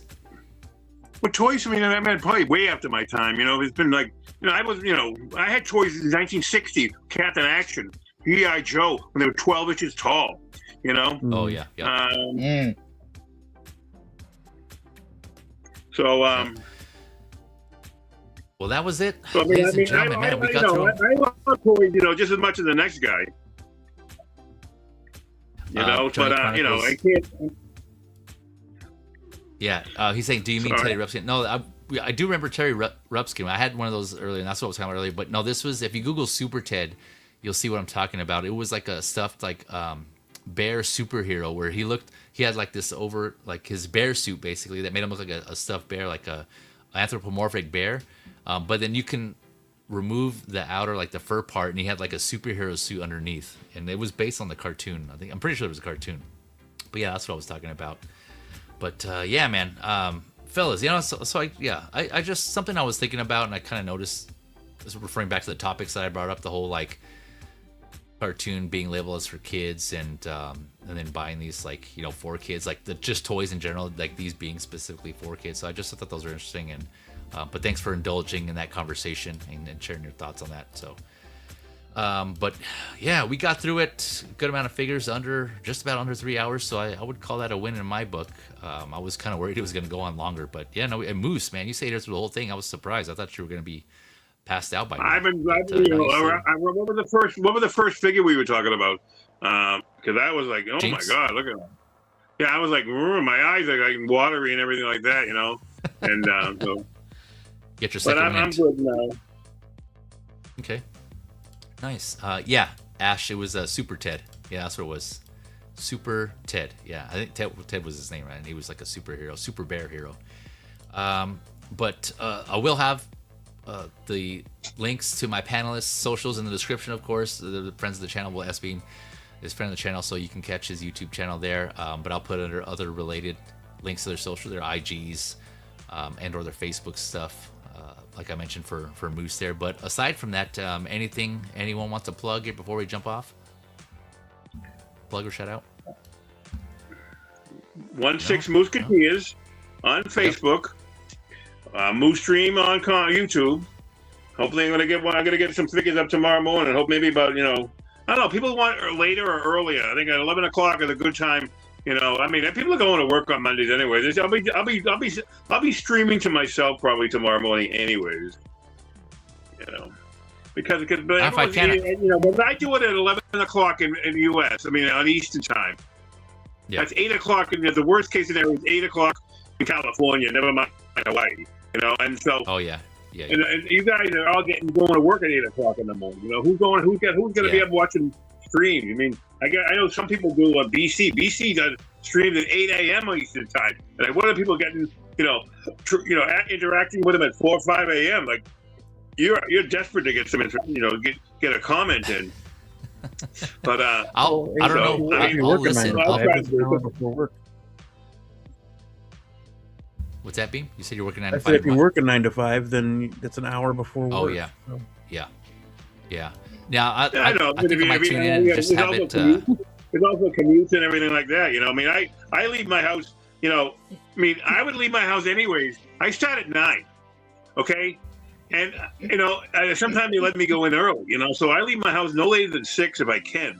Sometimes I'm drag my ass because, whatever reason, I don't get out of the house till 6:15. And it's 15 minutes makes a big difference in my commute.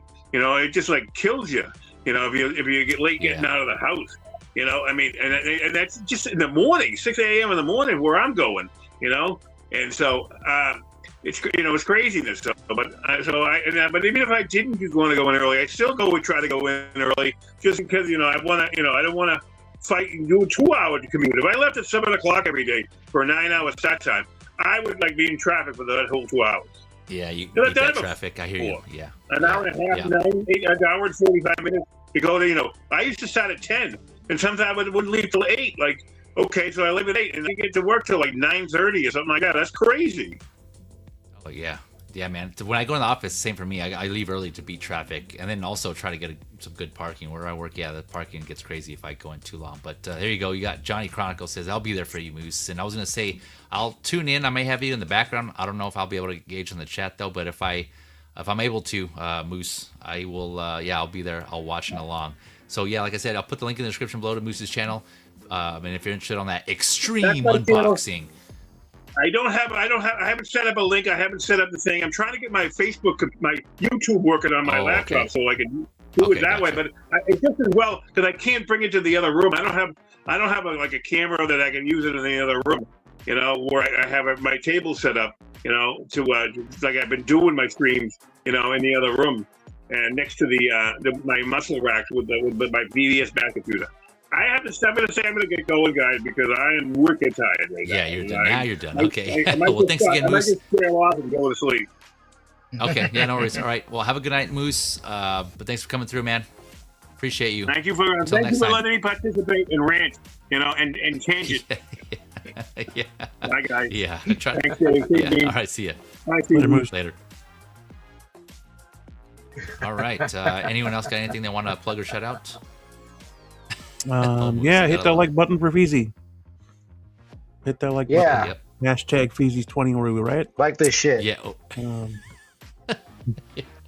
Or we riot. But yes, and then collector's figure tomorrow, 6-ish, 6:30-ish Central Time. There you go. Yep. Man, everyone popping in. We got Local Lou popping in here right as we're finishing up. What's poppin', people? What's poppin', Local Lou? Thank you for coming through. You can find him, even though we're all finished. Appreciate you stopping by, saying hi. Yeah, Bruce Rand, yeah. And Jim Collector, thank you for coming through, good sir. Yeah, you're just catching us here on the end, but there's always a replay. Yeah, we had some good discussion topics too, and I'll have to I'll put the timestamps in the description also, so you guys can always go back and reference them. I do those manually though, so give me some time to do that. Probably do it sometime tomorrow morning. But if you're interested in catching the replay, we had some good discussion topics on here. I thought they were good anyways. But as for me, appreciate you all for coming through. Of course, as always on the Sunday night, I know we got to get back on the grind for most of us tomorrow. I think happy Friday to Beam. I think it's Beam's Friday actually, right? Yeah, there you go. Sure is. And for anyone else who has the next couple of days off, happy Friday to you all. Like I mentioned on my Feezy's Media channel, I'm looking to do a Bad Batch recap, overview, just give my thoughts on that, because I definitely want to gush about that and get some thoughts on that. And then be on the lookout for that prequel trilogy, that one movie episode. So I'm going to be doing that. I'm not sure when yet, but if you want to just be aware, subscribe for those notifications, and or keep a lookout on my Feezy's Media account, Instagram, and Facebook's the same as my Feezy's Figures. It's kind of confusing, but yeah, I have accounts for those. And then as far as on Feezy's Figures, I don't have anything else scheduled at the moment, but as usual, keep it locked on the channel for the notifications as well on when I'll do either the next figure lowdown. I covered all the Hot Toys so far, so I'm caught up for now. All right, we'll see what Hot Toys brings before their Lunar New Year, their Chinese New Year. Right? Is that what's coming up? Or what is it? Chinese New Year. Is, right? Yeah. So we'll see what comes from that. But of course, anything that comes out, I'll be covering it when I can, when I'm able to. And see here, make sure I don't forget anything. Yeah, I mean, with that, thank you all again. Please take care of yourselves out there. I know it's getting crazier, but just be safe and take care of yourselves out there. Just enjoy what you can, right? Enjoy what you can in this life. But with that, I'll catch you all in the next one. Thank you for coming. Let me see here. Let me get this video. Right, here we are, and we are out.